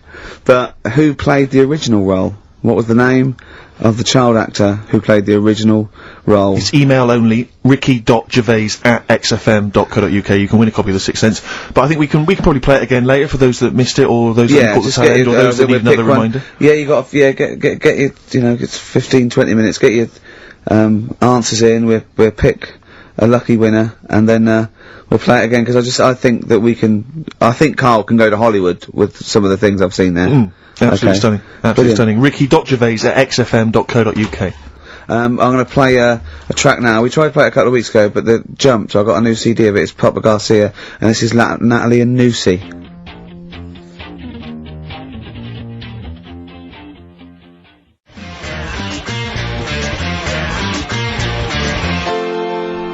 Natalie and Nusi by Papa Garcia. Well, we've had lots of emails already. In fact, my favourite one is a suggestion of the name of that feature, specific to today's, is the Twix Sense. Indeed. Which, was great. And feel free to send in your suggestions, because we're going to try and do one a week, a classic film, with Karl in an important role. But if you want to, see Karl as maybe as, Michael Corleone in The Godfather, send in, we'll see what we can do, won't we, Karl? And don't imagine that it has to be a male character. I imagine that you could play, for instance, Sharon Stone's role in Basic Instinct. I don't imagine it has to be a human. I mean, an animal object. He might be better suited. He'd be very good as a rock. Yeah. Or something. Exactly. Yeah. But we're gonna pick up something we spoke about before. We're gonna announce that we're gonna play that again in a few minutes. But Karl wants to put the record straight, don't you? Karl's fed up with when he comes up with something that's a little bit fantastic and far-fetched and wrong, that we take the mickey out of him. So he's brought in some hard evidence of the story, haven't you? No, do you know, I find stuff on the internet and that, right, and I come in and tell you about it, and you go, that's rubbish. Yeah. And then you'll say, show your workings, which I've never liked doing. No. When teachers say that, I hate that. Yeah. Because I normally can't. No. I've always gone... He's just got the answers 5, and I go, no, I asked for the capital of China. The answer's 5. Yeah. But, right, so, we started a feature a couple of weeks ago, chimpanzee that. The thing about monkeys and stuff. Let's just play the jingle right. Oh, chimpanzee that! Yeah. Right, we started that. That's facts about apes, isn't it? And monkeys, chimps, so on, whatever. Yeah. And I told you a story about a monkey that was in a zoo. Yeah.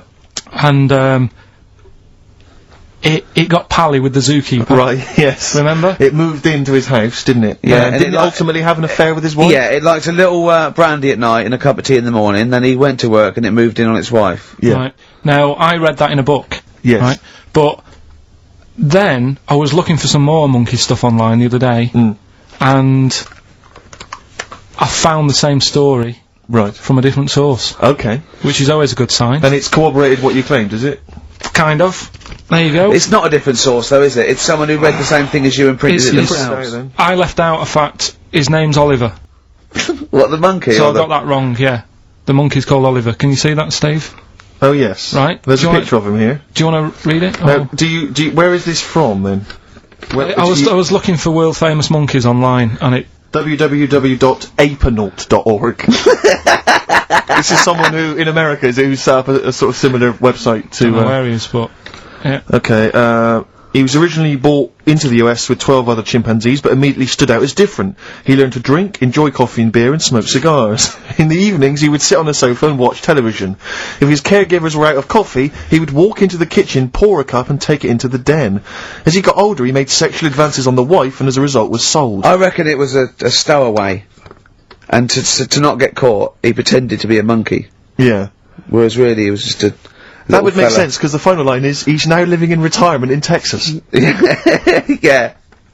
But my only query, and I don't mean to be disrespectful, is that it doesn't really give much more information. I mean, someone who's set up a website like this, I'm worried that, what I'm saying is I'm worried he's a kind of an American twin of you. Do you know what I mean? Do you see what I mean by that? There's no real hard evidence. There's no kind of dates. There's no references to where he was specifically or what zoo he was in. Karl Pilkington. Yeah. From Dallas. Hi. We're cousins. Why do you need to know all that? The story's What there. do you mean, why does he need to know all that? Why not accept it? Because another fella reckons a chimp moved in on someone's wife. What I'm saying is, he could be as much of a nutter as you. Do you see what I mean? What do you mean? He is. Yeah, exactly. What, and go to that much trouble of, like, sorting out a website and that? You host a radio show, for goodness sake! To spout your idiocy? Setting up a website's hardly anything. You've had to get a job. He was stressed yesterday, because we want to do another Chimpanzee That. Have we got a new story coming up for Chimpanzee That? Yeah. He was stressed yesterday, because he said, I'm really overworked, I'm really getting fed up. He said, I haven't even, sorted out the story, about, this monkey. He said, how overworked am I that I haven't even got time to sort out a story about a monkey? You know how much I love that?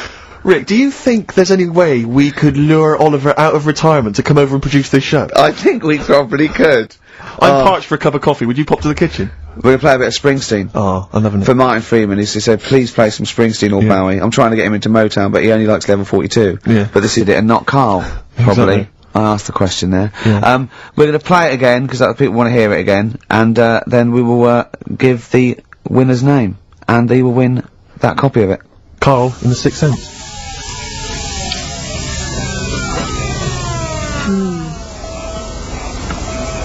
Jeez, I hope nobody got hurt. Be alright. You're very quiet. I'm just thinking about stuff. So?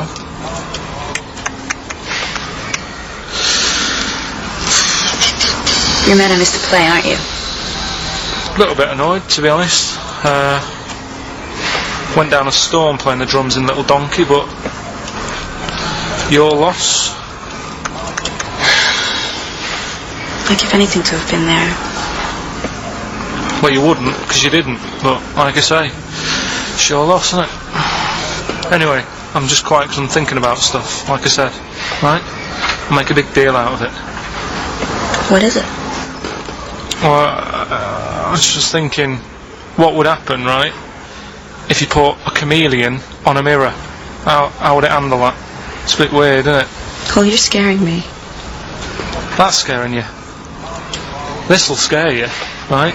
The other day, saw two old men sat there having a Twix. You never see that, do you? Old fella having a Twix. You see ghosts, Cole? No, just the old fellas having a Twix, but They talk to you? no, They tell you to do things? no, because they were too busy eating. But what's that got to do? What are you looking like that for? Do you think I'm some sort of freak or something? Is that? I would never think that about you. Well, Ever. No. Got it? Alright. Oh, there you go. And so the question was, who played the original role of that kid in the car who saw strange things? And the answer is Steve. Haley Joel Osment, of course, Yeah. who is a talented young performer, but I don't think really has anything on Karl Pilkington, who I think made that scene even more chilling and more atmospheric than the original. Definitely. And we'll give this to, let's see, I think it's Francis Marnie, who's emailed in. He or she said, I don't know if it's a he or she, but says that basically... I is male, and he is... No, Oh, well, I think it's I is female, and Frances or I don't know, anyway, that could be a fake name, who knows. But let's assume it's a he. He says he's a sad little nerd who, it was his birthday yesterday, and only his mum remembered, even his best friend forgot. Definitely a bloke. Yeah, I mean, I I can't really relate to life as a bit of a loser, a bit of a nerd, so I don't really know what he's talking about, but I imagine a lot of our audience do, so let's give it to him and sort of... I imagine he's a little four-eyed geek. Little lanky. Yeah. Actually, as I look again, I notice he's not even got the name right. He spelled it Haley Joel Osment. Oh. This is Osment. But, so he really is pathetic. I mean, what a pathetic little Actually, weasel. well, totally fun now. Now we humiliated him. Don't give him the prize. Give it to someone else. Well, it's on TV tonight anyway on ITV. No, well just done, watch it then. Francis. Thank you for listening, and well done for spotting who Carl was trying to... And whatever girl you fancy at school, ask her out, say, come back to my place, watch The Sixth Sense. Yeah. She'll love it, and you'll be guaranteed a share. Why do you assume he was at school? I don't know, because his spelling is terrible. Although I'm looking at Carl. Yeah. Yeah, he's just a very badly put together email, I just assumed it was a kid. Right. Well, if he is a kid now, and he's going through formative years, he's probably really... I never dreamt it was a kid. Really? I feel a bit bad now. Well, you thought it was a sort of 25-year-old loser, even more pathetic in a way. Yeah. And now I'm worried that, you know, you've embarrassed an adolescent live on, well, one of the biggest radio stations in the building. It's not even the biggest radio station in the building. I can't believe that. It's the smallest radio station in this building. Right, now we've done that, right, are we doing a proper competition? Yeah. Setting up the old, Rockbusters, your favourite, isn't it? Well, let's play a tune before. I don't think I can face that well, straight it's just away. that we've also got... That song sounds alright. Aren't we? Another new feature. That song sounds good. Can I just say before we play a record that we've had an email from Dickie Anderson. Dickers! Richard Anderson. Oh, Dickster, you Dicky Docky Dido, are ya? If you're a new listener, then you won't have come across Richard before, but he loves the show. He's our biggest fan. He's a bit of a, and he loves the show. He tapes it and listens back to it 4 or 5 times. But the great thing about him is he's not afraid to offer a bit of constructive criticism. Oh, well, yeah, go on, what's he said? All I'm going to say to you is he said, is it true that companies are now getting rid of hold music and are instead using your show to irritate their customers while they're waiting on the phone? I don't know, we'll look into that, Dickie, but thanks for that.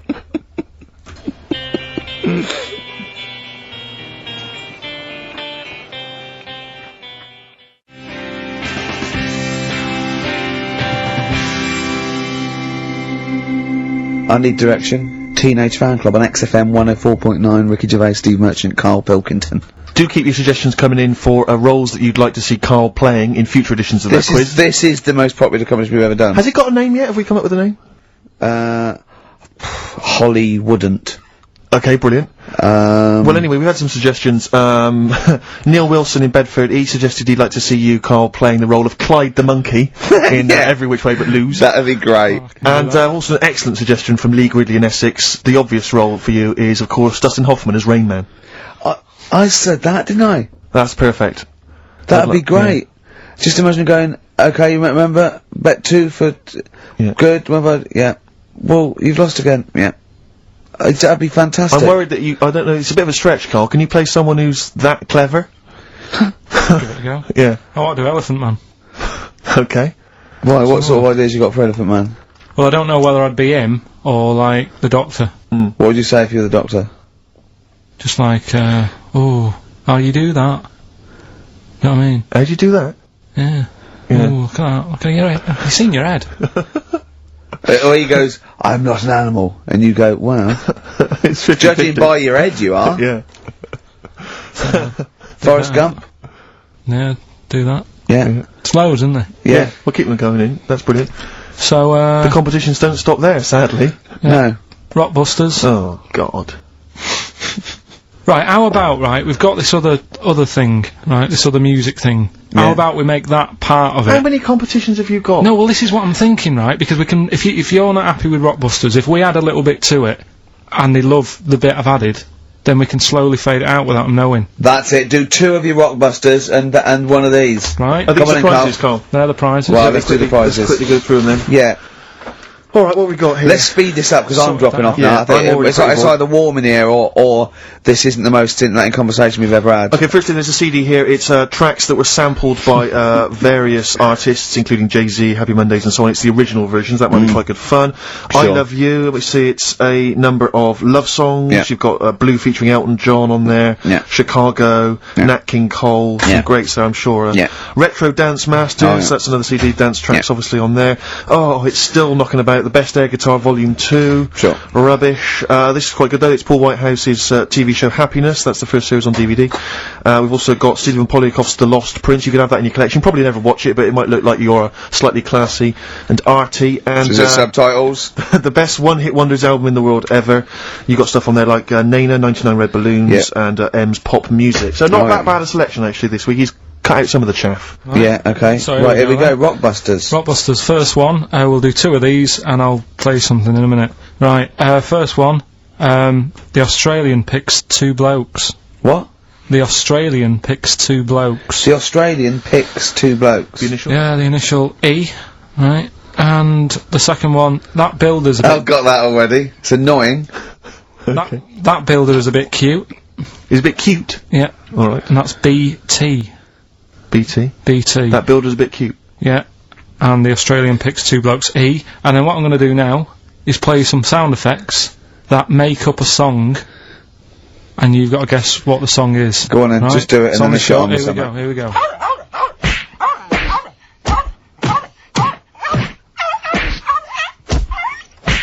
There you go. So what song's that? It's sort of an XFM type Okay, song, well, that's isn't it? great. So Email the only. so I should just clarify that the first 2 are band names or artist names, but that's the title of the track that we want there. Yeah, that's Okay. right. It's That's so right. confusing. No one's ever going to figure this out. They will, though. They will. They'll do it. Ricky.gervais at XFM. Hey, listen, we've got the best fans in the world, Steve. Remember that. Remember that. Without them, we ain't nothing. Yeah. So, good luck to you. Do you want to pick a track, Steve? I'd love to. I want to wear some monkey magic. I want to wear some chimpanzee that. I want to wear some aping around. We've got that still to come. Look Oh, forward I to that, can't believe it. We've got Rockbusters. That film sounds good. And we've got, look at him up in Hollywood. And we've got, like, monkey me, monkey you. We got Gibbon on the horn. really. Jesse Malin, this is a great track.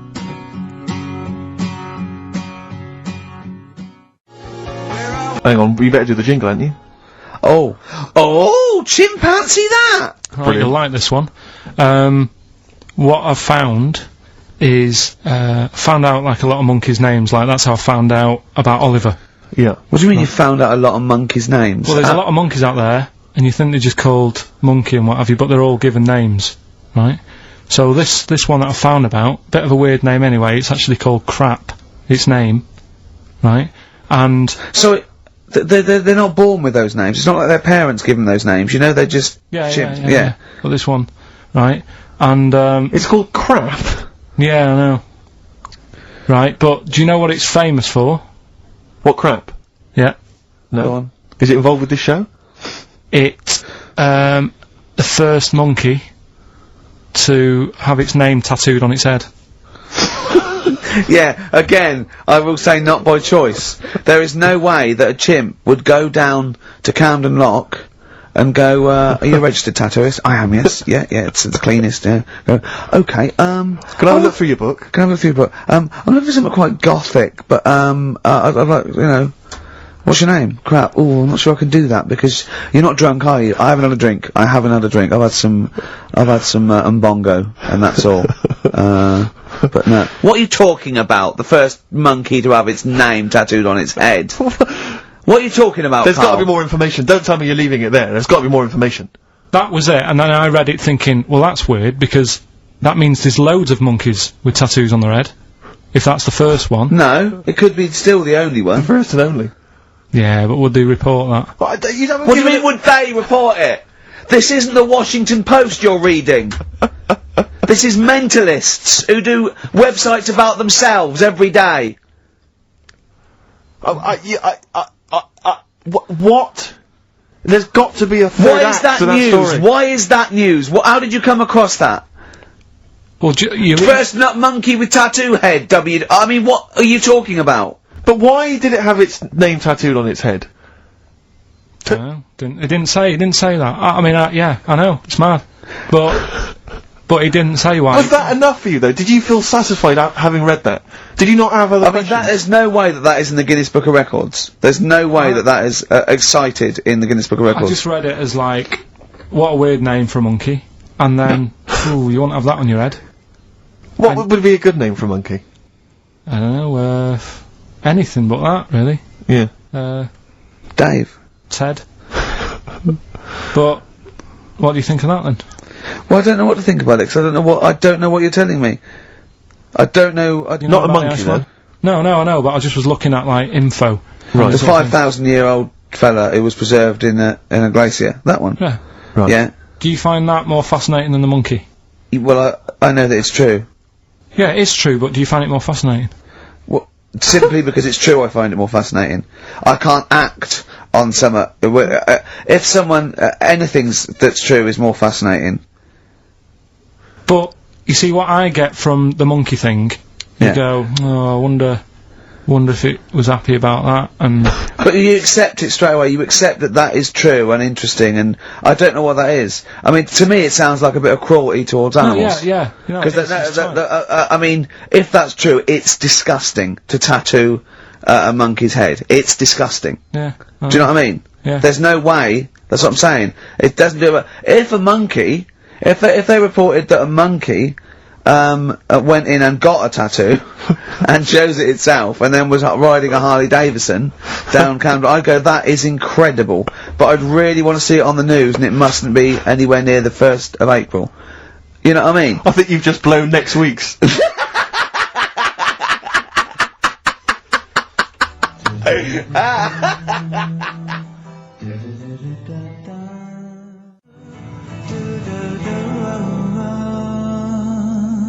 Letter to Hermione, David Bowie off Space Oddity album, XFM 104.9. See, I don't know where, I thought you'd sort of learnt a little bit, Carl, what is an interesting fact, and what might just be a mentalist online. Do you know what I mean? Do you know what point we're making here? Why the truth is so much more even a little bit, even something that's just, you know, mild, but is definitely the truth, is so much more interesting than just wish fulfillment of truth. To me, if it starts with there was this ghost, right, it's not interesting. You could say anything. There was this ghost that could turn custard into wine. It doesn't matter. There was this ghost that had 9 heads. Doesn't matter. Doesn't matter. There was this you know Carl's looking at you going, there's a ghost that can turn custard into wine? Yeah! It doesn't matter what you say after that. There's a ghost that can swallow alligators whole. The premise means it's not true, to me. Do you know what I mean? It's like people say, you know what? God, right? He's incredible. I'll stop you there. The fact that he can make the earth in 7 days, well, you've lost me already. Do you know what I mean? Whereas someone says something like, you know, a cockroach can live 5 days without a head, that's interesting. That's interesting. Right. Do you think when you die, they say, you're a ghost, this is going to amaze you, you can go and you can spook people out? Yeah.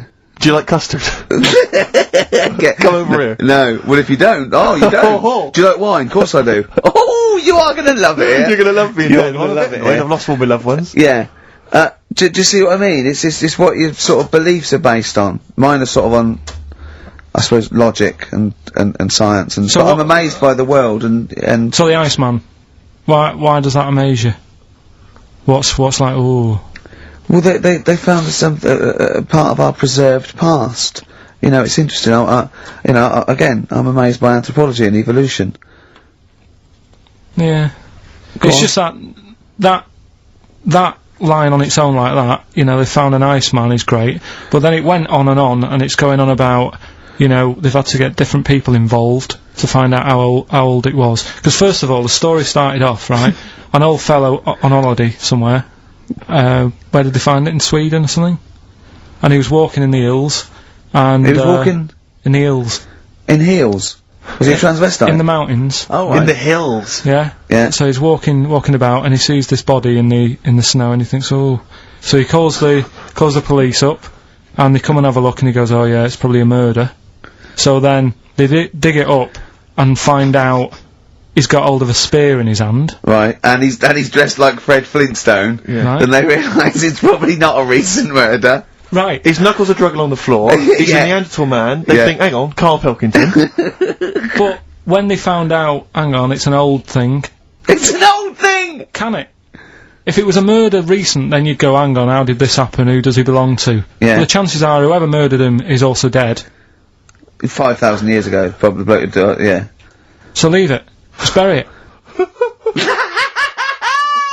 I don't think it's a murder investigation. No, but they are. It's not Quincy going, this was before my time. It's not a murder investigation. Yeah, just one thing bothers me, sir. Just one final thing. My wife loves you, but this guy. That's how they were Why treating would he it. have a spear Yeah. and a leopard skin? I just can't. I can't get over this. What are you talking about? That's what I'm saying. What are you saying? Right, shut up, everybody. What are you saying? You've got one chance now. You've got to ask me a question, and I will answer it the best way. But what are you saying? What is your question? Right, he probably spent a load of money. That's not a question. That's not a question. But let me tell you what I'm saying. Right? They're probably spending a load of money finding out stuff about this fella who died, and even if he wasn't murdered, he'd be dead by now anyway. So get over it. Right? 3,000 years ago, he died. Right? So then they start messing about with it. Saying, well, how did he die? Well, it doesn't matter. It was ages ago. Then, they start digging his belly open, seeing, last meal that he ate. Yeah. Oh, he ate seeds and leaves. Well, no surprise, really. There's now else around. Again, spending more money. Someone's been paid money to sort that out. Then they bury him, and then said, hang on a minute, are you sure that he died by, like, a spear? Let's dig him up again. So they dig him up again, and find some splinter or something. I don't believe they buried him. They did. Well, in some sort of fancy coffin so everyone can see him. But for me, that is more wasteful than sorting out something that's, you know, like, someone who's ill. Sort something out, you know, Sorry, it's not either or. They didn't pull a doctor out of surgery. Exactly. It's not an old man in a bed in a corner or something. Yeah, they go, Ted, what are you doing? I'm just giving this bloke a stat clear. No, look, we found an old fella in a skit. Okay, you take over. It's not either or, Carl. What are you talking about? It's scientific research. But don't you see why this is fascinating? It gives us an insight into how we lived 3,000, 5,000 years ago. That's an incredible historical document. What if he was your equivalent? What if he was like the Carl of the time, and there's people, you know, ghosts now through there going, oh God, you don't believe, I don't believe it, they've dug up Carl. They think we're all like that. Oh no, they're going into his brain now. They're looking at how his brain works. We're gonna get such a bad rep. Oh well, dear. Each to their own. If you like it, I just thought it was a bit of a waste of money. A little bit of a waste. Yeah, okay. But, there you go. Anyway, will we give out the answers to Rockbusters next? If we must. Yeah. It sometimes stuns me. Sometimes I'm taken aback, do you know what I mean? But what worries me is if one day aliens do visit, I'd love and that. they come down, but what worries me is they might bump in, what if they bump into you? What if they bump into you and they think that you represent mankind? And they go up and they start another planet. They say, we'll ask you 3 questions, and if you answer them correctly, we will not blow up your planet. Yeah. We'd be doomed. It depends. It depends what they ask you, don't they? What if they said, right, Carl, what's the weirdest thing ever found in China? I say hairy Chinese kid. And they go, right. Okay, interesting. 2, alright. What don't you see anymore? What do you see an old bloke doing? Don't see an old fella eating a Twix. Yeah. And they say, what if they asked you, what's across the road from you when you're washing up? Well, there's 3 things. Do you just want one of them? No, I want all 3. You want all 3? There was a Chinese kid dancing about in his underpants. Yeah. There was a bouncer every night getting ready to go to work. And the 3rd one, the old woman reading a book, the same book. And they go, right, your planet's saved. See, Gorg, back in the ship. Yeah, they are a superior race. M&M. Alright. The 2nd one, that builder is a bit cute. The initials there were BT. That was Bonnie Tyler.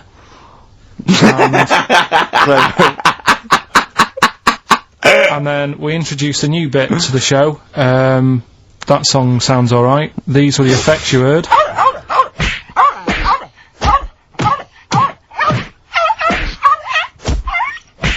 And that was Prodigy, Smack My Bitch Up. Who are you punching there? And could I just say, no animal was harmed in the taping of that effect. There you go. No. Right, so have you got a winner? Yes, Rob Preston from Croydon. He has got all 3 correct, and he wins a selection bag of shite. Exactly. So, so good luck. Enjoy that, Rob. If you can. Yeah. Sell it. Record and tape exchange within 40 minutes of receiving it. I imagine the one good album that he likes. Bob Dylan on the tracks for all this bag of shite, please. Should we play a record? Absolutely. Can I just ask now, what are we thinking with Rockbusters? Are we sticking with this, or because I really thought we'd cancelled it? What about that format we've just done where there's like 2... This is another off-air discussion, I think. Well... I just feel the listeners should be able to contribute. They do. Yeah. They phone in and say, the show's rubbish, move on. Can we experiment on Carl? I'm a doctor. Yes. Yeah. I would like to tattoo on Would he Carl's like a head. tattoo? Yeah. Oh dear. Carl, have you got any tattoos? Have you ever thought about that? Any kind of piercings? Don't like the idea. Don't mess with your body and that. Okay. He doesn't like the human body. He's scared of it. But I told you, didn't I, about me uncle God. Tattoo Stan. We've talked about that, haven't we? Yeah. Tattoo stand. Yeah. Yeah, he's got loads, and I think now he sort of, you know, looks in the mirror and think, oh, what have I done? Yeah. But then again, So do you. I was With my life, go on. telling Ricky before about someone who had a tattoo. It's a bit horrible, really, isn't it? I don't know. I can't remember. The skin thing. Oh God. Yeah. You're not going to tell us it? Again, I'm hoping it's not true because it's from Carl, but it's pretty disgusting. But yeah, unfortunately, because there's no paranormal or animals acting like humans involved, I think it might be true. It's a fellow who kept his dad's tattoo. Yeah, he just sort of, when his dad passed away, he got the skin off and put it in a frame. Who'd you ask to do that? Oh, man alive. Ashes to ashes. Sorry. Before we bury it, you don't. Before we cremate, and I've got a Stanley knife. Do you do any other services? Like what, my son?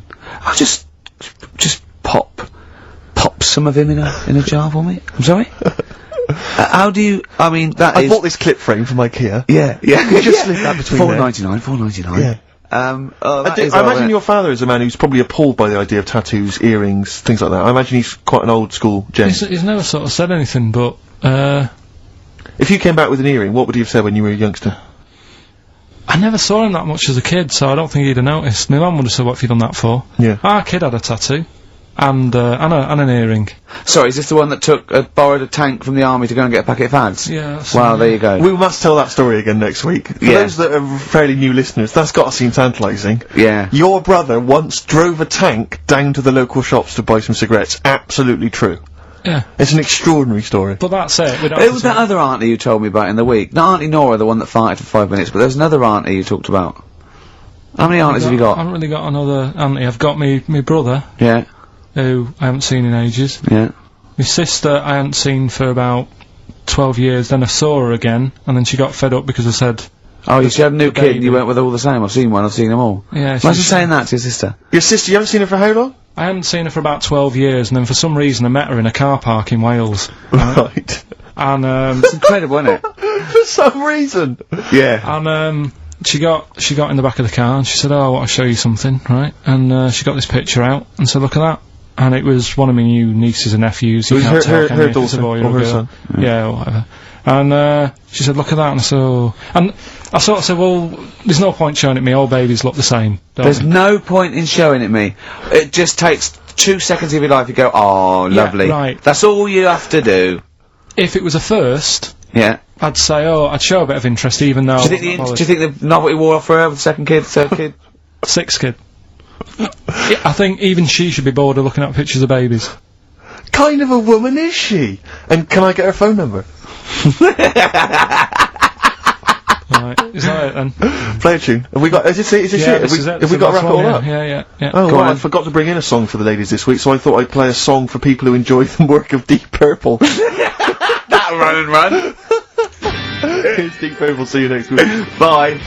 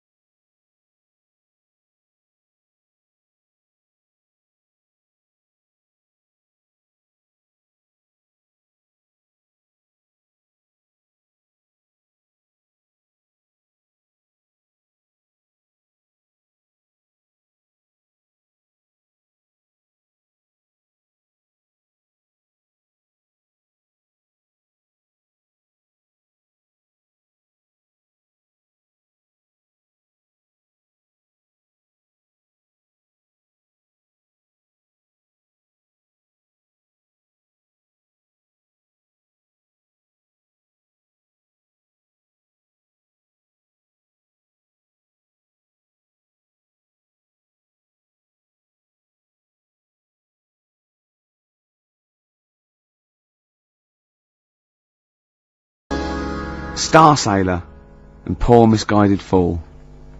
With me, Steve Merchant, and Karl Pilkington. The K-Man, round of applause for K-Man. Yeah. But no one's announced who you are. Ricky Gervais. Ricky Gervais. It's XFM 104.9. Saturday afternoon. If you didn't know that, I don't know why I mentioned it. That was stupid, really. You must know that by now. Well, we've got some great things coming up. We have indeed. We've got songs and chat and things. We'll also, of course, be running through the white van man questions from the Sun again, but this time Karl will be answering them. I'm looking forward to that. Yeah. Can we do that fairly soon?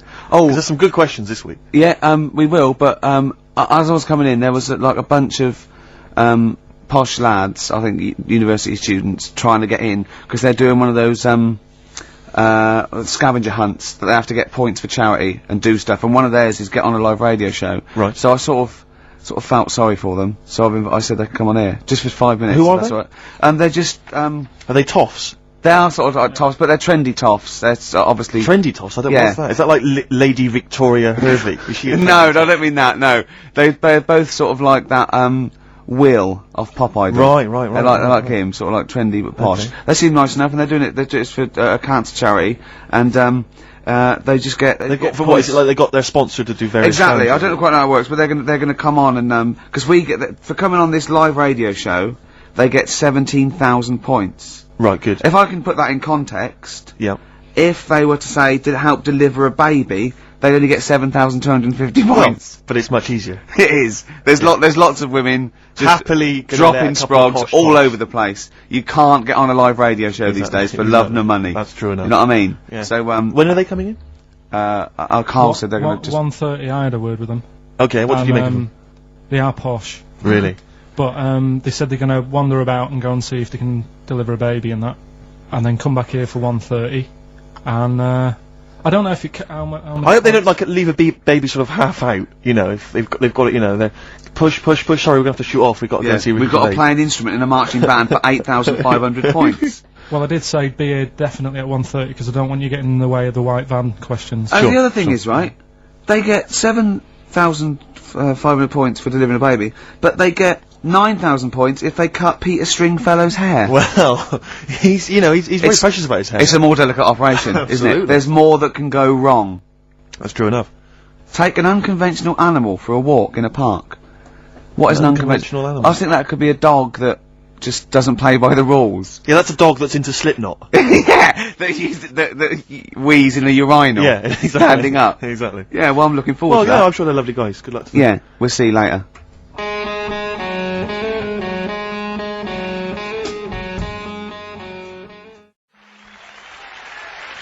Nirvana, Man Who Sold the World. Carl's all confused because it didn't tell you it was ended, did it? What is that then? Is that a sort of glitch in the computer? Just applause, isn't it? I Careful, can't they hear might it. start swearing. You know what they're like. Yeah. Rock stars. Yeah, Their blue language. yeah, and all their habits and all Oh. that. Yeah, it says track ending now. It's a bit Stop late now, talking about innit? it. That's you're giving away all the secrets of radio and that. People think it's like an old piece of vinyl that we've put on a needle, you know, like those old bits of footage of Tony Blackburn. That's what they think it's like. They don't realise there's computers doing it all.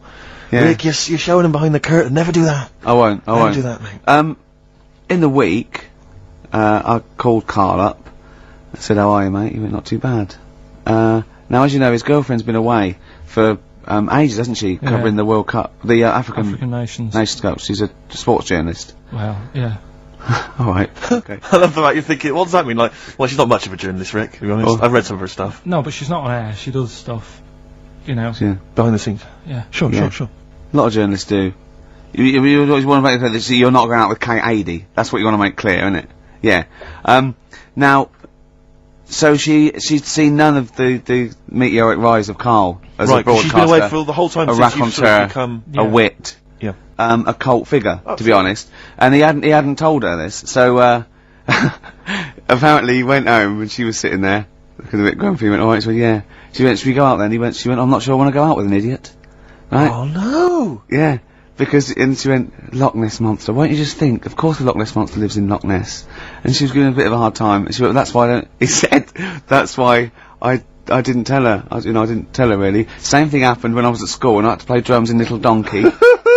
I didn't tell my parents, right, but my dad turned up anyway, and what happened?" He How old were you, Carl?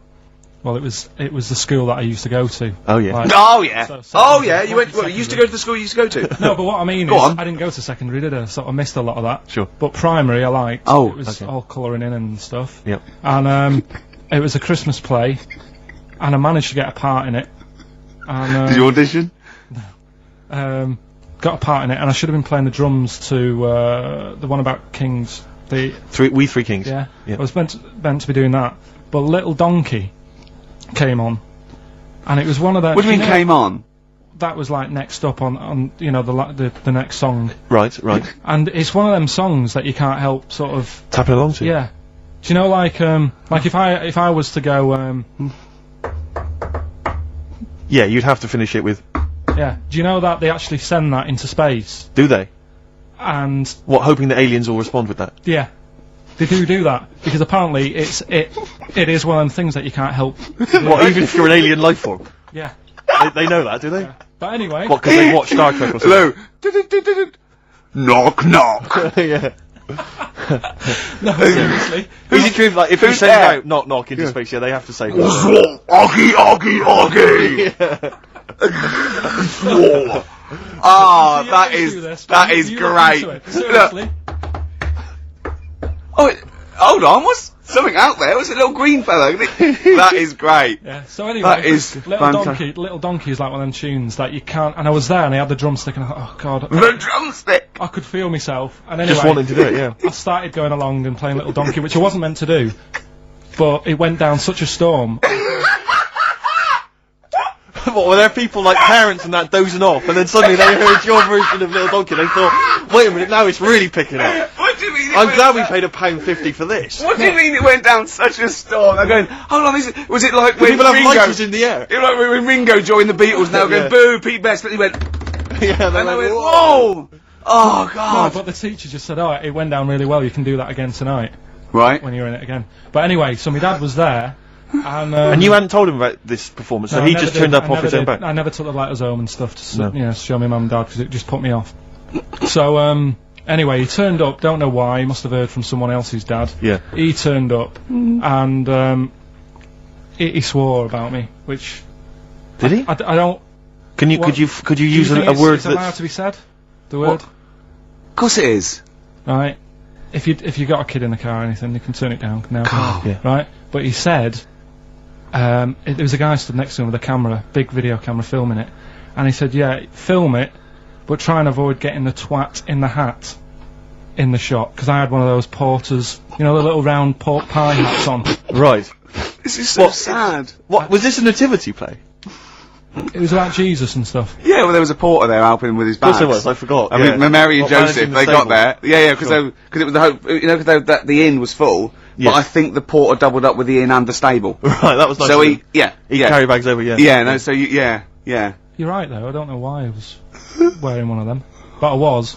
And And your father said that, and how did you know your father said that? Did you he told hear me it? about it later. Oh, he told you about it later? Yeah, I was talking about stuff I'd done at school, and he said, "Oh God, remember that?" And I spoke to him the other day about it, Right. and yeah, Oh, God. shame.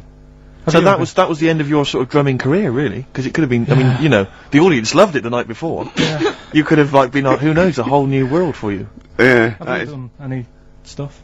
I've never drummed. I wish I had, man. I wish I had. But that is That's a movie story, but is that, and that's why you don't tell, your mum and dad don't know you on the radio, do they they? think when they were down the other weekend, they had to come in here. I just said, "Oh, I'll just go in and press the buttons." Because they could listen on Sky Digital, couldn't they? They could do. But you wouldn't want that, would But you? I don't want that.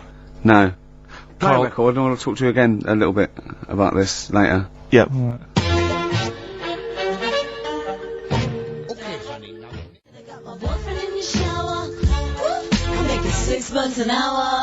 Princess Superstar, Bad Babysitter, first played on this show by Steve Merchant, by Bad Steve Merchant. That's true enough. By Steve Scratch Merchant. That's I right. mean, I still like that, but the videos put me off it a little bit, because it's just, it makes it into the novelty record it always had the potential of being. Do you know what I mean? I agree. Although I was never a big fan of Bad Babysitter was not my favourite from the album. Sure. Sure. If people want my interest and my views on hip hop, then they can always email in, Rick, of course. Or call you at home. Just give me a ring at home, no problem. Yeah. Or I just pop out and hang with them in Yeah. the hood. Yeah, sure, You know, sure, so, sure. yeah. Now it's time for White Van Man. White Van Man.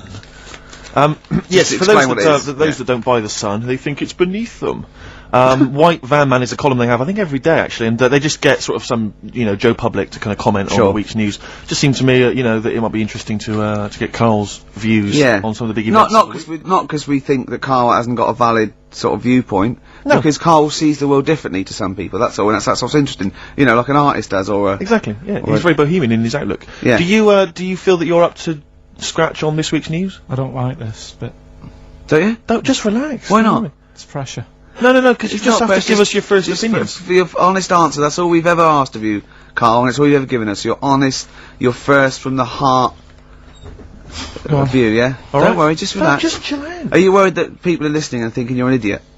If my girlfriend's listening now, go and have a wash or something. Go and have a wash. Not very nice, is it? Is it the opposite of Napoleon and Josephine? Yeah, go on. If you're going to visit me again, Josephine, for Christ's sake, wash. Well, I'll ease you in with something fairly easy, a music-based question. Kylie Minogue versus Dido as Queen of the Brits. What's your view there? Go and have a wash. It doesn't really matter, does it? It doesn't really matter. What doesn't really matter? With the Brits. I was watching it the other night, and I think Kylie will be a good-looking old woman. Do you ever do that sort of Steve, I want to celebrate with you. Every time he opens his mouth, says something like that, I want us to open a bottle of champagne. I know what you mean. Do you know what I mean? It's sort of like we did that. Yes. No, do you ever do that though? Look at people, and another person who springs to mind, Jenny Powell. I don't think she's that good looking now. Who's Jenny Powell? Is she that girl that used to be the assistant on Wheel of Fortune? Yeah, I think she's a bit over the top for a young woman. But when she gets older, I think she'll look be a bit of a stunner. Okay. So for you, Kylie, whereas you don't feel that about Dido, is that right? She's alright, she's normal. I prefer Kylie's sister to Kylie. She looks, I can imagine her being hard work to live with, and who, Kylie? Not being washing up and that. And right, sure. Being a bit fussy. Okay. And what do you make of taxes rising in the next budget to pay for NHS improvements? Well, my dad went to hospital to have an operation once. Yeah. So I feel like it's worth paying it, because I've got something. Because people might have to go to hospital. Yeah. Yeah. Well, it makes a change when it's someone in your family, doesn't it? Yeah. Because you sort of realise... Yeah, a change is as good as a rest. And the weird thing is, if it weren't for me dad, I wouldn't be here doing this show, because when he was in hospital... Well, no, I'll stop you there. Yeah. To be honest, that's all you need to know. You wouldn't be here, true, but no, but... Well, no, because this was after I was born. So, I would be here. But for his more direct involvement was what? Yeah, because when my mum was seeing me dad in the hospital, I got a bit bored, went for a wander, found the hospital radio station... Yeah. And got a gig. Really? So, in a real sense, if it wasn't for Carl's dad, Carl wouldn't be here. And did your dad, while he was listening to you, did he, sort of tap the nurse and go, can you get that twat off the air?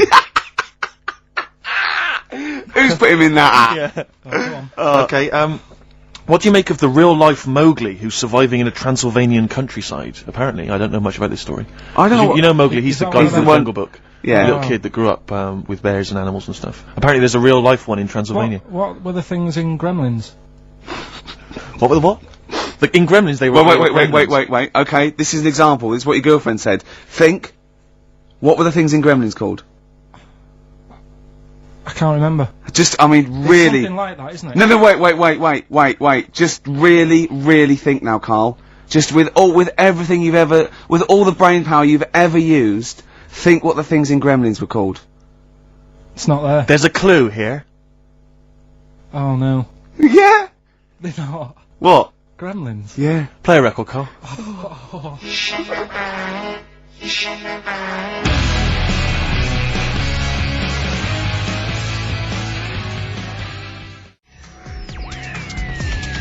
This is XFM. Well, we're back, and there's a few more people here. It's absolutely well done. Yeah. Well observed. Yeah. Do you want to say hello? Yeah, hi guys. And what are you doing here? This is Mark and James, or Sco and Belch, and we're here. Sorry, your names are what? Sorry, say the last bit again. Or what? Sco and Belch. Sco and Belch? Yeah, that's right. Do you want to explain that? No. No, from the drinking games, I imagine. Yeah. Oh. We've got worse names than that, but it's radio, so. Sure. Now, you're presumably students? We've just we kind of graduated. We've been in work about a year or two. And what do you do? I work for a management consultancy. I work for a distribution company up in Birmingham.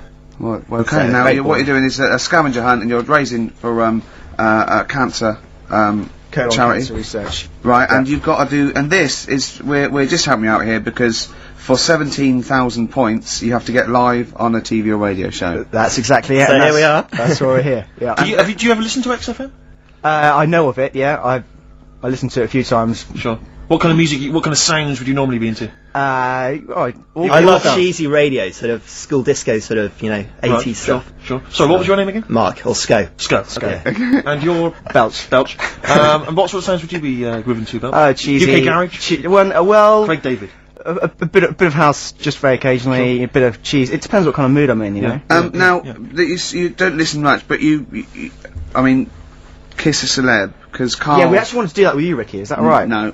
That's not going to happen with okay. Ricky, but Carl's now got his name mentioned in Heat magazine. Is that right? Well, So that's if you want brilliant. to snog Carl, we'd love to see that. I mean, we don't want to snog Carl, but I mean, we were thinking if there was kind of female presenter here, we might be able to do something. But What are you saying? A female placenta. well, if you've got one. Have you seen some of the female presenters that work on XFM? Oh, presenter. Is that why they're on radio? I thought you said placenta.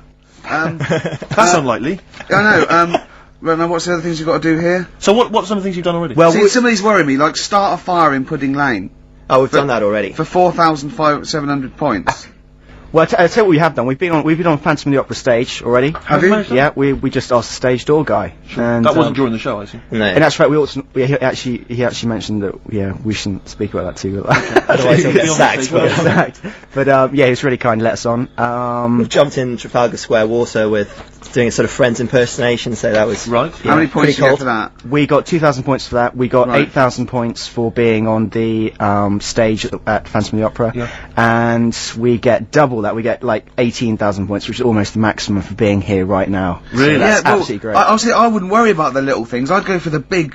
Yeah, big that's it. bucks We're here. we're not interested in the little stuff. We want to go for the big stuff. Yeah. So what the big ones are? Get on stage with S Club 7. That's not going to happen, is it? When have you got till 6 today? Well, Yeah. S Club 7 are on at the London Arena at about 2 o'clock. So, Good luck. Okay. but I think it's gonna be very, very difficult to get on there. But we never know. I think so. Yeah. Get in the vaults of a bank. Yeah, you got See, any some ideas? of these are bordering on the illegal. That's 20,000 points for that. you seen Like getting a cage at London Zoo. Don't do that. I mean, just 10,000 points, but don't do it unless it's a penguin cage. Well, that's what we were hoping. Just some kind of timid animal we might be alright with. You know? Yeah, sure. If anyone's got any good ideas for sort of funky things to do on air, then Okay, well if you leave your number and anyone calls in, they can help you. Then Well, maybe some of S Club 7 Yeah. are listening. let's hope so, because I mean we love them to bits. If they are, it is for charity, and the points get awarded into money for colon cancer research. So it'd be absolutely fantastic if we could. Yeah, so Bradley, John, Tina, if you're listening. Yeah, if you're listening, or any celebrity out there who's a female celebrity, we need to snog them. It doesn't Hold need to be a on, long wait a minute, snog, wait a minute. but if we can, that'd be great. This is good for 7,000 points. This looks like a good one. Play the organ in a church. That must be easy. Is that a metaphor? Yeah, but you know what church people like. It says the bigger the better, so it might be. That's got to be euphemism. Yeah, it's got to be, hasn't it? Yeah. Well, thanks very much. Good luck. Good luck, guys. Guys, Get thanks a very much. Thank you Frenchman very much. standing outside Les Mis looking Miz. That's going to happen. That's good. Man a big gun type thing on the HMS Belfast. That won't well, we've got happen. the big gun. It's just finding the boat, which is the problem. Oh, so. calm down. What was your name? Bo? Poe? No. Poe? Sco. Let's go. Thanks very much. Guys, Guys, thank you very, very much. Cheers, guys. Cheers. Bye.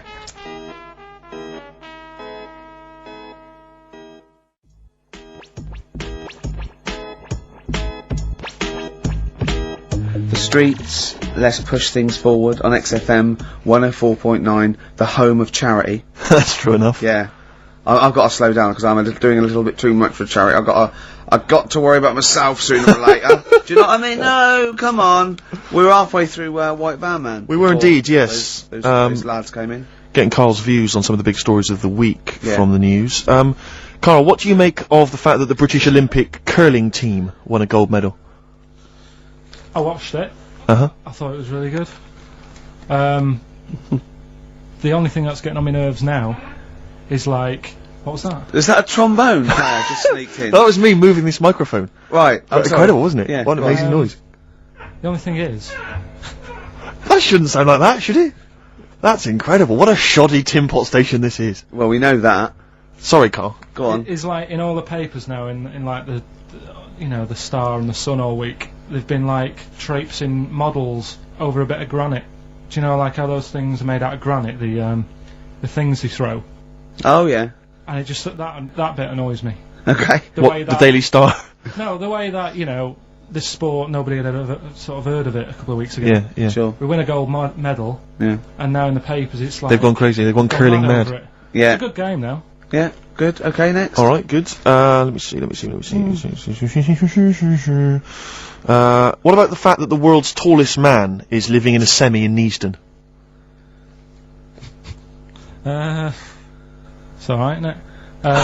Something that someone told me in the week is that, do you know all these tall people like this guy? Yeah. Which is a bit weird, they've only just found him, considering he's the tallest man. I think that's a bit weird.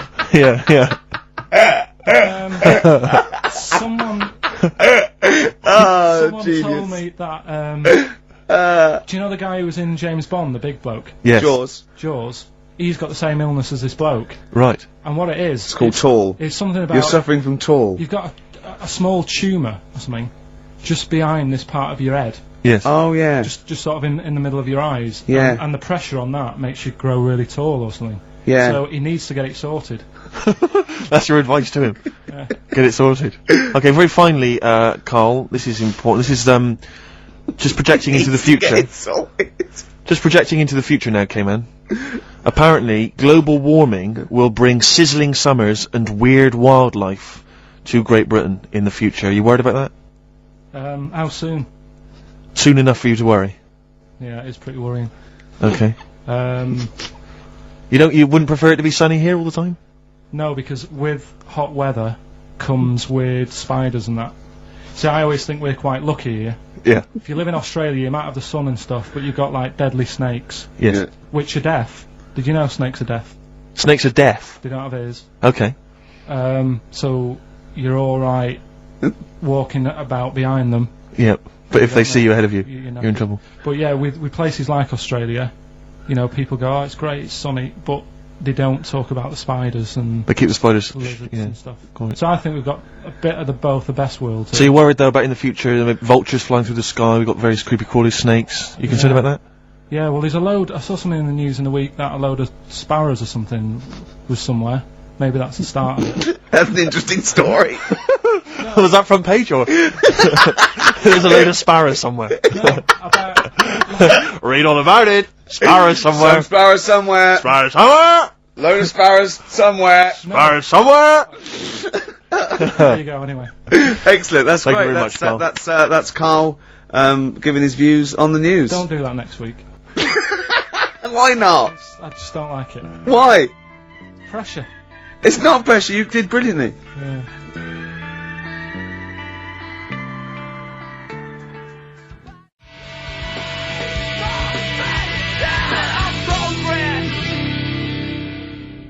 Lost Profits there on XFM 104.9. Now I like that. It rocks. I like the guitar, atmosphere, it's good. But it's called the fake sound of progress. I know.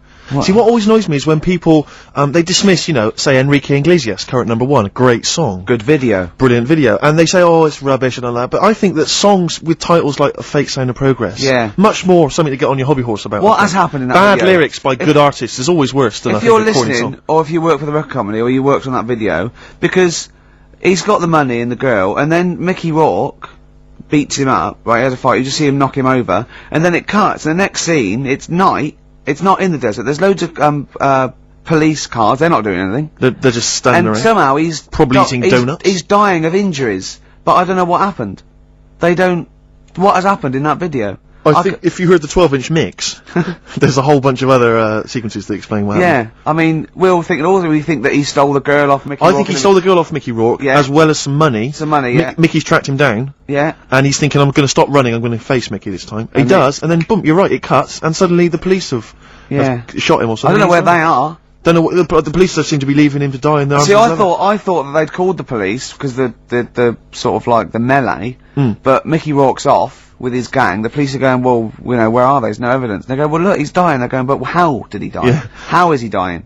He's a bit wet for the rain. In Rourke though, Rick, I imagine he's stitched Enrique up. I reckon he's framed him or something. Or he's no sort of like ninja stuff, and there's lots of internal injuries that aren't immediately Anyone, visible. if you were involved with perhaps the making of that video, or indeed you are Enrique Iglesias, give us a ring. If you're around. Come on. Just fill us in. I'd rather play some adverts now than I'd love to play some adverts, Rick, but I'll tell you this, I'd also like to tell the listeners that coming very soon on XFM, some huge news about Karl that will rock It'll the be capital. like Pop Idol, it's going to be an ongoing saga.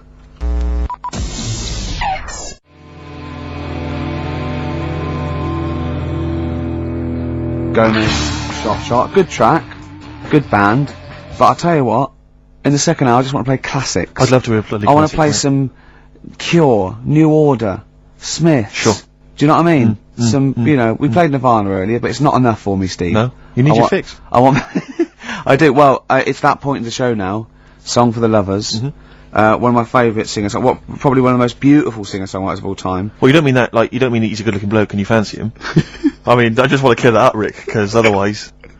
That would, yeah. What you mean is that the songs he writes are beautiful. Yeah. You can take or leave him as a bloke, can't Yeah, you? of Imagine his course, yeah. physicality. And I've got, and he's written such brilliant classics with his lovely arse as, oh, why did I say that? Why did you say that for, Rick?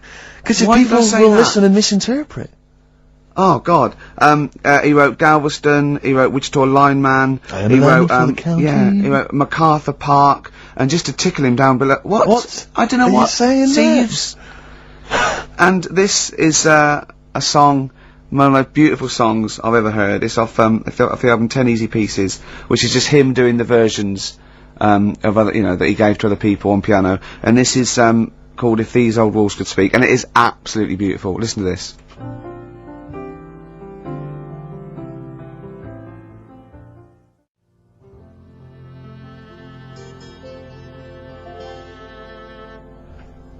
If These Old Walls Could Speak by Jimmy Webb.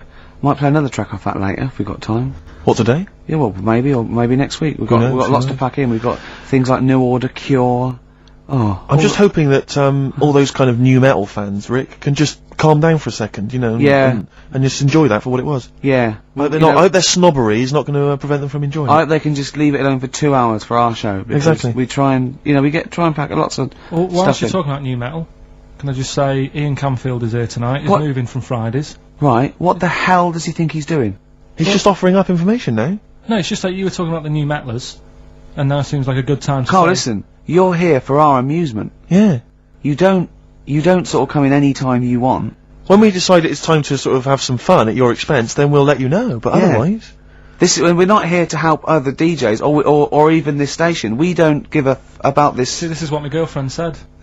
What's that? Well, you should listen to her. She knows what she's talking about, clearly. Now put your microphone down. She said they just wheel you out when they need you. Switch your microphone off, Carl, and let us finish what we were saying. Right, just... What were we saying, Rick? Ian Camfield has got a rock show. Oh, right, yeah. Starting today. It's 4 hours of pure rock. Yeah, he's probably here smoking, drinking Jack Daniels, and just like having pictures of Vance put up around him to get in the mood. Then he'll go out and rock. Carl, don't be silly. Turn your microphone on. We're joking. Is that right? When's he on? 8 till 12 tonight, 4 hours of rock. Lovely. Listen, some big classics coming up, plus huge news news about Carl. Carl. Please, let's play some more ads. Do you really want some ads? I'm tired of the music and chat. Please play some more ads, Carl. Please. Carl. Christ's sake.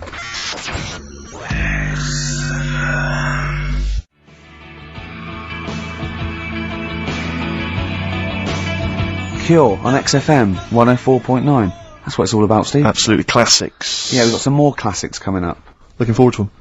Now, when we were talking to Carl in the week, the thing we're talking to Carl is that you come up with something that's sort of like, quite innocent, and he goes, well, once, right? And you realise that it's comedy dynamite. He doesn't know it, but we want to go save it. And he let out, you were filling in a form, weren't you? It was all like your girlfriend thinking you're a div. And it's happened before, isn't it? Because she came home and you'd filled out a form to get a job once, hadn't you? Yeah. What was that for? Granada Telly. And on it... Well, let Carl explain. Yeah. You see, this is what annoys me with job applications, because rather than just saying, do you want the job, and what can you bring to this business? Yeah. Do you want the job is a good one. Because the thing is... That's sort of the end for the boys. No, listen, right? Because if they say no, I don't think they want the job. Yeah, but listen. Go on. I mean, I presume with what you do, you have to take people on and stuff. What, in a fight, you mean? You know what I mean? Yeah. And I think it's more important that you're willing to graft and put the hours in. Sure. Than say that, you know, you did well at school. Yes. Sure. Because if I wanted to, I could have done well at school. Of course. I just didn't want to. Yeah. So where's this going? So you had the application form. So when it came to the qualifications bit and that, I couldn't fill them in because I didn't have any qualifications. And it was also asking about your languages. And I put down English quite good. English quite good. Ha ha ha. And his girlfriend came over and seen the form that he'd sent off. This was a copy of it. Yeah. And so she went, oh, you know what I mean? So that's what started, you know, the disappointment. So they're going to get that and think that you're not English. I don't think I've got it. It was ages ago. Right. How long ago was it? Oh, well, it was when I was still in Manchester, so 5 years ago. I don't think you've got it, no. No, I think you'd... There could be a long list. I mean, there's probably a lot of admin problems in that organisation, but they probably... But what I meant by it is that you know, I can speak English, but I don't know all these long words that people use all the time. Yeah. Oh! God. Oh, can I just tell this quickly? In the week, I'm talking to you now, the listener. Usually I don't. Yeah. Karl said, about embarrassing him on air and that, and he's worried about his education, and he was worried about not knowing long words. Like, we come up with any long words. And he said, no, I was scared, you were gonna ask me something about, someone, and he's Eastern European leader. His surname is Milosevic. And Karl said, so I learnt it this week, and learnt it so you can't catch me out in case you start. I said, what? And he said, he thought about it, and he went, Flobodan Milosevic. Got the surname right, though, didn't he? So what's his name? Right? What's his name? That's how Bill and Ben would address this leader. How would they have said it? Flobodan Milosevic. What's his name? Slobodan Yeah. Milosevic. Yeah. Well done. done. Anyway, Karl, look, you almost let it slip then as you were talking about your filling out that application form. There's some big news that everyone needs to know, which we were stunned by in the week, although the more we sort of talk to you, the more it starts to fall into place. Yeah. But Karl, what's the story? That I haven't got me exam results from the GCSEs. He never turned up to get his exam results. I was working. And so, how many did you take in the end? Because you weren't even sure about that, were you? You think you took maths and English, don't you? Yeah. And you think you've handed in the artwork for art, don't Now, you? art was continual assessment, wasn't it? Coursework. And what was that you made? I made a man sort of putting his arms into a car. You made a model of a man putting his arms into a car. What was this? So sort of that like- one's passed. Was We that can take that this as read. homage to break-ins in Manchester? Was this? Was this? Oh look, he does what he sees. Yeah. So you've what's got that. That's safe. You've definitely got that one. So you've taken art, you've taken English and maths, you think? So this is what we're going to do, listeners. We're going to try and find out his exam results for him and tell him next week. Live on air. We're going to call his school, we're going to try and track him down, and we are going to have a little envelope, and we are going to give Karl, at the age of 29, his O-level results. GCSEs, yeah. Now, Karl, so you took maths. Yeah. You think you took English. Do you remember turning up to do those? Do you remember sitting in the room filling in the forms? Yeah. Okay. And how did you feel you did? I don't think I did well. You don't think you did well? Did you revise? No. Why didn't you revise? 'Cause I don't really believe in it. Okay. Well, it's just that if you don't know it, then you don't know it. You shouldn't have to start looking at a book. If I went to like the hospital, Yeah. and the doctor said, "Oh, you need your appendix out," but hang on a minute, I've just got to read up on it. Yeah. That isn't good enough. Okay. He should know, and that's the way I feel about it. To be fair though, He did do the revision beforehand. yeah, they don't usually pass on, like, maybe, like, when they're in practice. Yeah, 7 years information down they the took in line. by osmosis. Yeah, yeah, and the bloke comes in and goes, can I just see what you did with that? And I goes, you've passed. Yeah. Phew. That's a good one. Good job I watched Casualty. I just like the way, you know, the things that interest me, I remember. Things Okay. like snakes not having ears and stuff. Yes. I didn't have to read about that. No, you just learnt that, yeah. You saw it on the telly, didn't you? You saw it on that Ian Wright programme. Yeah. Yeah. And this is what Karl said to me. He said, it's actually, I called Karl up in the week, and Reese was with him. You know, Reese used to be on XFM, Yeah, and he took the phone, and he went, Karl's worried, after seeing that programme. He said, snakes don't have ears, right? He said, so you can creep up on them and pick them up. And he said, Karl's worried. He said, how'd you ever put them down again? Because then they know you're there. I woke up the other night, quite late, Worried about that. and I said to my girlfriend, I said, how do you put a snake down? And she said, what are you talking about? I said, that Ian Wright thing, this guy managed to pick up a snake. And do you know that thing where they clamp its head on a jar to get the poison out? I do now. Right? They did that, but they didn't show you how they got rid of it, and I thought, it could really get nasty, because it's obviously annoyed that you've had its head pressed in the jar. Yeah. Yeah. Right? They hate that. Now, Especially as it's in front of their mates. when you lift it off, Yeah. right, you've got hold of it. Yeah. If you go to chuck it down, it's going to turn on you. It's gonna go wild, isn't it? So, I just wondered. Well, what you do is you never put it down, Carl. Yeah, that's why what that bloke has got about, 11 or 12 just carrying him. Exactly. Yeah, you never put it down. You sling it. Who cares? You just throw it, don't you, really far. That's not, that I don't think you should throw snakes. But Carl, listen, don't worry, we're not asking you to get involved with snakes, we're just asking you now, you've done maths, you think? Yeah. Did no revision for that? No. Okay. English, do you remember what it was? Did they ask you about Shakespeare? Did they ask you about books? I can't remember, but I must have done it because I thought that was... It was English language, not English literature, wasn't it? So it was like... it spelling and all that? So was it like a comprehension, you read a passage and had to ask questions on it? Was it, did you have to write a short essay? I don't know, I can't remember any of that. Okay. I did a science. Okay, physics or chemistry? Physics. Alright, well done. And this is all you think? You actually took that? You actually took physics GCSE, you think? You're obliged to do a language, I think. Did you do French? I did French for a bit, but... I don't think you are. I don't think you have to do a language. I think you have at GCSE, I think you've got to. Well, English quite good. I think that's his language he did. So you don't know about language? History? Geography? Just we'll find out, won't we? Okay. But you just can't remember. I can't believe you can't remember turning up for these things, because it's quite a big moment in people's lives. It is the thing that you've been working to all of your educational life. On the day that the things came out, I was working at as a printer. Okay. And it was a really busy day. A lot of spelling mistakes that It was day, a really that busy paper, day, so you're bound to forget. Yeah, yeah. No, but I had to use gold ink that day. Oh. And it's, I mean, you're not a printer, so you don't know. No, that's the biggie, innit? But it's tough, you've got to really get your rollers clean. Carl, play a record, mate, and good luck with the exam results. Hopefully we'll have them for you by next week.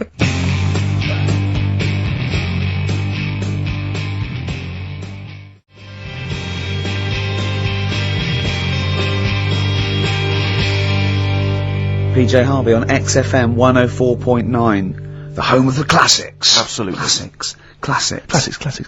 Oggy. Oi.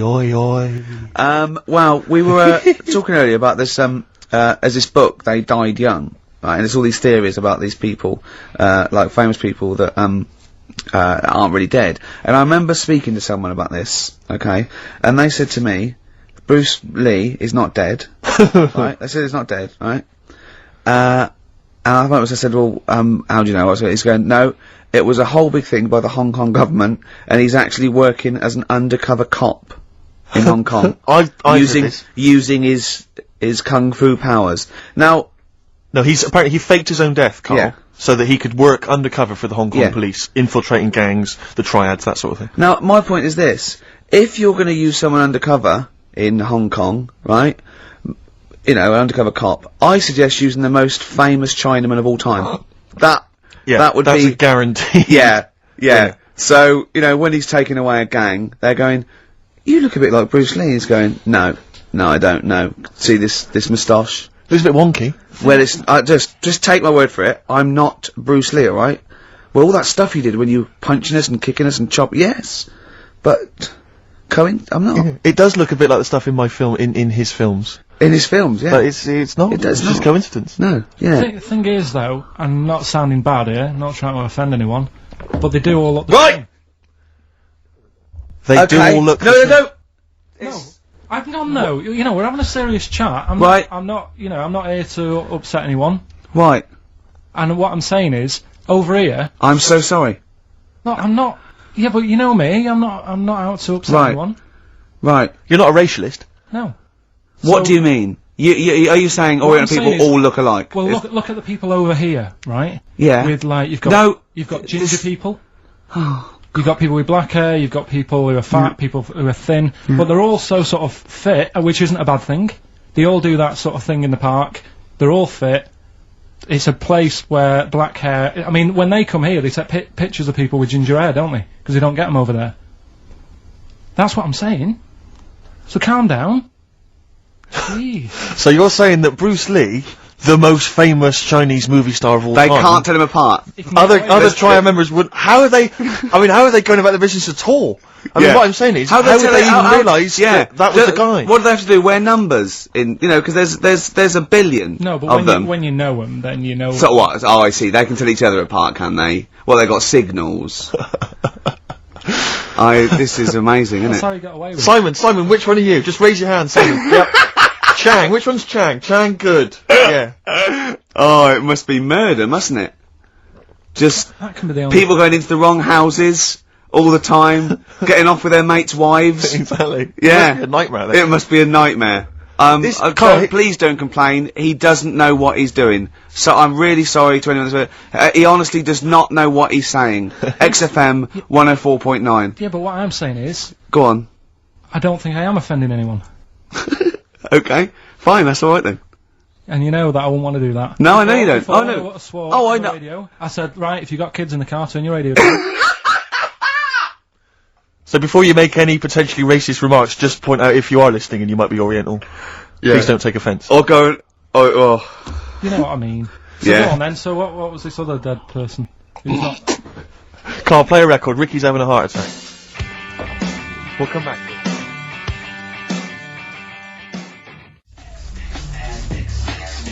The music of tomorrow is here. XFM. Well, the music of tomorrow is here. That's true enough. Yeah.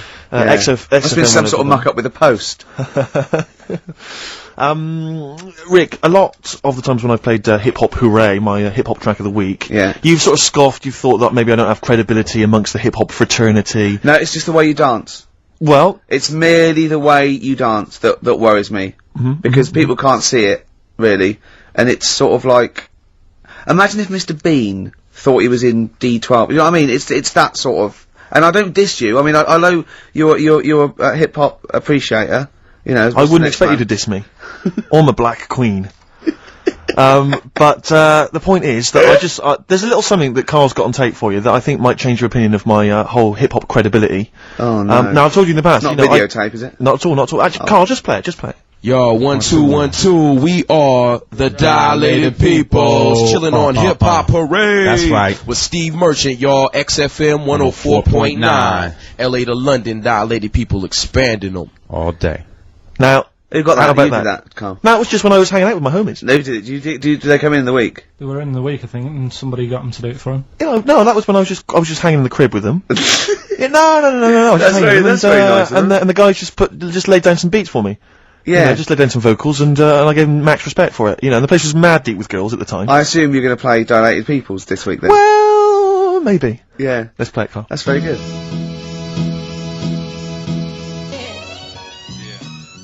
Merchant, y'all. XFM 104.9. LA to London, Dilated People expanding them. Respect, guys. Cheers very much. Out of here. Yeah, guys just maxing there. Lovely. Good to hear from them. Good to hear from the boys. I'll probably be heading over to LA, NYPD, and just you know, chilling with them. I'd love them to meet you. You're having a laugh. I'd love them to meet you. We would hang out. I know all the jive. It's like a thing they do on MTV or HBO, like Being Dilated Peoples, and they come in, they make us three look like a rap group. Wouldn't that be great? Listen, I told you before, I've always remembered the words of Snoop Doggy Dogg. Yeah. Bitch is a bitch and a hoe's a hoe, but if a man be acting like a bitch, he's a bitch-ass homie. Yeah, Alright? Those are the words from the street. I would, it'd be like you two had won a competition or something, do you know what I mean? Like that. I just don't think you can believe it, that I'd just be hanging out, you know, with sort of like in the crib. People of courage, and you get a chance to meet your favourite. It'd be amazing, wouldn't it?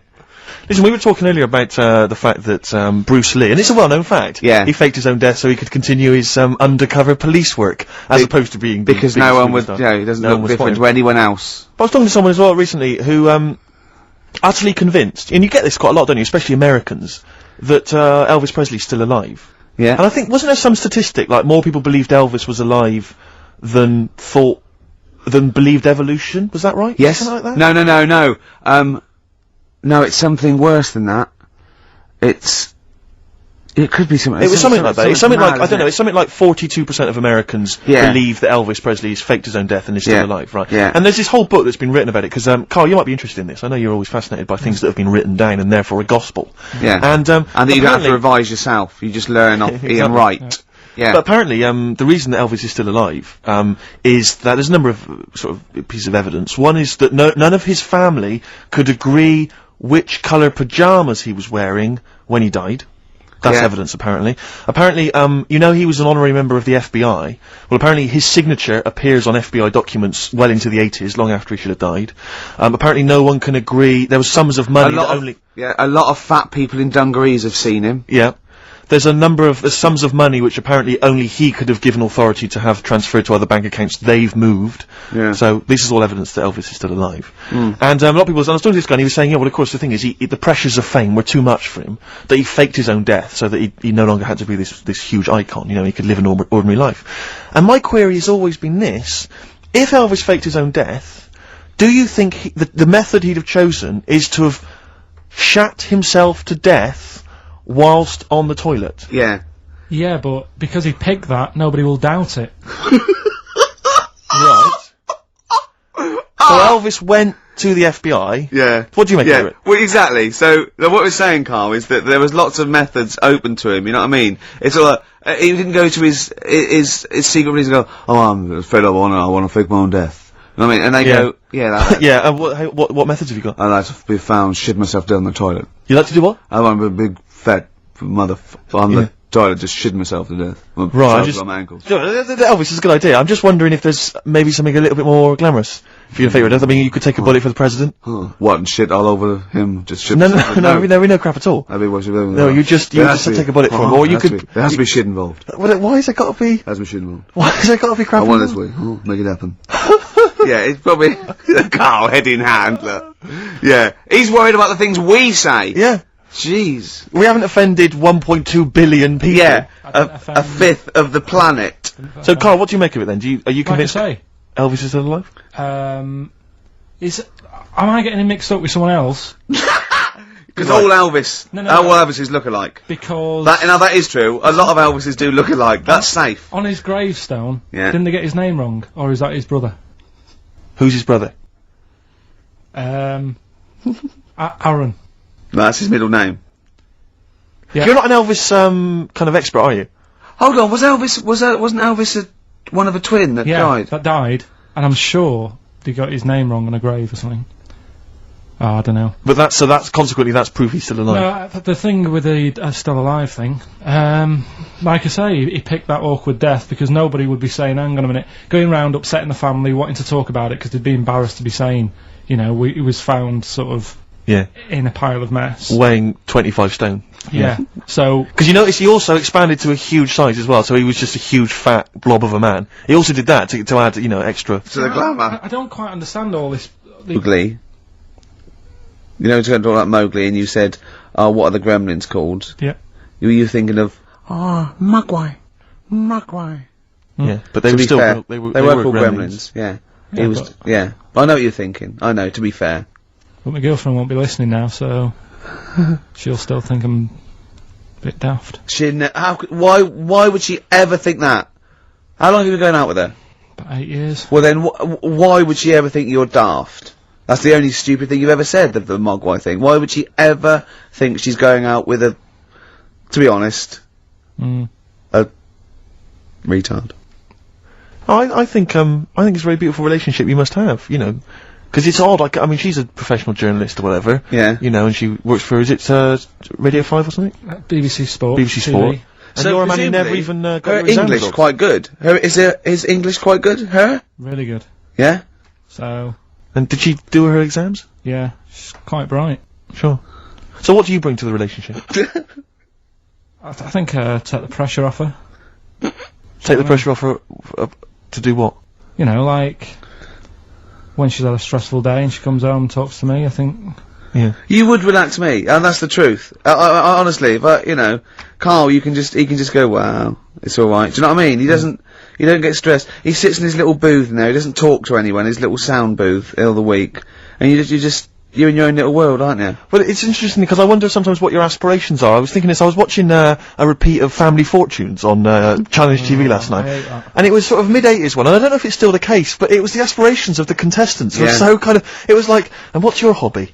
Well, like to go out when it's nice weather and stay in when it's not. If you win £2,000, you'd probably be going out when it's nice, can't you? Yeah. And she was like, well, and I sometimes like to watch TV, and I was thinking, wow, man, you've really got some incredible dreams. It's just like that, you're just waiting to die, aren't you? That's what I feel sorry for, right? Two things, in Stars in Their Eyes, and you get a little fella, and he's gutting fish in some sort of factory in Bolton, and he comes on, and he does, something like Bobby Darin, Okay, and and Matthew Kelly comes out after and goes, well, I don't think you'll be going back to the fish factory. You will. You will be going back. You will. Straight back, Yeah. mate. Yeah. Let's think of don't all wind, the stars don't in the wind Rise him up, stars. Kelly, because that's a nasty thing to do. I'm trying to think of all the Stars in the Rise contestants that have gone on to great things. What happened to that little fella that looked like the little Alsatian puppy that did Chris de Burgh? He looks a bit like Chris de Burgh. He looked like he had problems. Well, now what was it? Is Ian Moore his name was? He was. Well, it's interesting. My friend bought me as an ironic gift for my birthday. He bought me the live video of Ian Moore. You'll be pleased to know that Lady in Red was on there among a number of other hits. But it was brilliant. It was cool. It had a picture of Ian on the front. It said Ian Moore, naturally. His jacket was too big for him as well. Of course. It was ludicrous, but I don't know if that meant Ian Moore, naturally, like we all know who this guy is, it's Ian Moore. Yeah. Or was it Ian Moore, he's no longer being Chris de Burgh, he's just natural. What did he sound like when he wasn't being Chris de Burgh? Chris de Burgh. Did he really? Because he met him, didn't he? Yeah. Well, I think Chris de Burgh couldn't wait to get back on the telly. Well, the thing is, I think Ian Moore is actually earning more than Chris de Burgh now.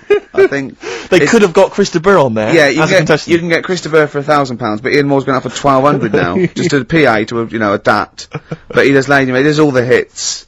He does Don't Pay the Ferryman. Yeah. Don't even set a price. Does all those. Interestingly, I saw him interviewed once, and Lady in Red's not his favourite song. You're joking. It's bizarre, isn't it? But he was only going to play that if it was the fat ginger Sarah Ferguson. Oh yeah. It was only if she was wearing some red. He was only going to play that when? It was a live thing, and he was only going to play that if she was wearing red or something. Right. Didn't her freckles count? That's beautiful. No, luckily she had a red, that must have clashed with her a bit. Yeah. A red scarf on her face. And the highlights in your hair that catch the light. Yeah. Such a beautiful lyric. Never seen you looking so lovely as did. The thing is, right, he misses a rhyme there. He goes, I'm gonna ask you to, dance. Looking for a little romance. Now he could have said dance, couldn't he? I've met a man once in a bar. I was talking to him for some reason. I was annoyed by him. I was wound up by him, and I said that I'd written Lady in Red, and I never got any money for it because I found out he was like a music lawyer, and he went, "Well, give me a call. I'll investigate that." And he was actually going to do it for me. I love the idea of that. Why did you say that? Really bored, and I didn't like him much, and I thought that was why did you choose Lady in Red though? Because I think I was singing it with a friend of mine, and he came over and went, "Oh, good voice," and I went, "Yeah, I wrote this." What pub is this? It was North. Is it? Yeah. Never seen looking so lovely as you did tonight. So, anyway, that's enough of my Chris de Burgh anecdotes. Yeah. It's very much the end of the show. And it is, it's been a great show. Hang on, have I got time for a song for the lovers, or have I missed that? No. If you give it me Of course now. you have. Yeah, what are you gonna play? What are you gonna play? What, are you gonna play a song now and then we've got time for it afterwards? No, you'll have to give it me Yeah. now. Right Oh, I better now. dig it out. Well, can you keep people what have you chosen? I'll keep it going. Well, a friend of mine who keeps making me little compilations has stuck on an old Tom Waits track, which is from his first album, one that I've not listened to for a while. Brilliant. Re-listen to it, it's absolute dynamite. Brilliant. Can anyone hear me? Yeah. He's just getting out of his bag now because we weren't prepared for this. We sort of ran out of time. We're having such a great time with the philosophy of Karl. What do you fancy doing anyway with your future? Me? You know, I'm just gonna tell you now. You know we're still on air, don't you? Before it gets too casual, you know we are still broadcasting to the capital. Okay. Yeah. What do you fancy doing with your future? Well, Steve? once I've made all that money from suing Chris de Burgh, my future. I'm living my future, man. I wanted to have some good mates like yourself and Ricky. Yeah. You know, Karl, I wanted to be on the radio. I wanted to play great songs. We're like the Three Musketeers, me, you, and Steve. We're like the original Rat Pack. We're like Ocean's 11. I'm Sinatra. Yeah. You're Sammy Davis Jr. and you're what's his name? Dean Martin, aren't you? Yeah, or Joey Lawrence. What's his name? Joey Lawrence, not Joey Lawrence. Joey Bishop. Joey Deacon. Joey Deacon. My dad said the ending on the old one's better than the new one. We should definitely get your dad in, man. That would be just dynamite. When people get tired of you, we've got the whole Pilkington family to choose the from. whole gene pool. Have you seen it? No. Karl, have we got time for this now, really, mate? What track? To be fair. Okay, it's track number 1. Now, interesting thing about Tom Waits is that, this is from his first album, and he doesn't sound like that kind of gruff, lived-in guy that he wants to be. He didn't smoke. Something of a crooner. Yeah. But this is a track called Old 55, which bizarrely I think might have been covered by the Eagles. But anyway, I think it's a really lovely track, really beautiful track. I'll see you next week. And we'll see you next time. Say goodbye, Karl. So yeah. Say sorry. For what? For if you offended anyone. I didn't. So if I say sorry, that's saying I'm guilty.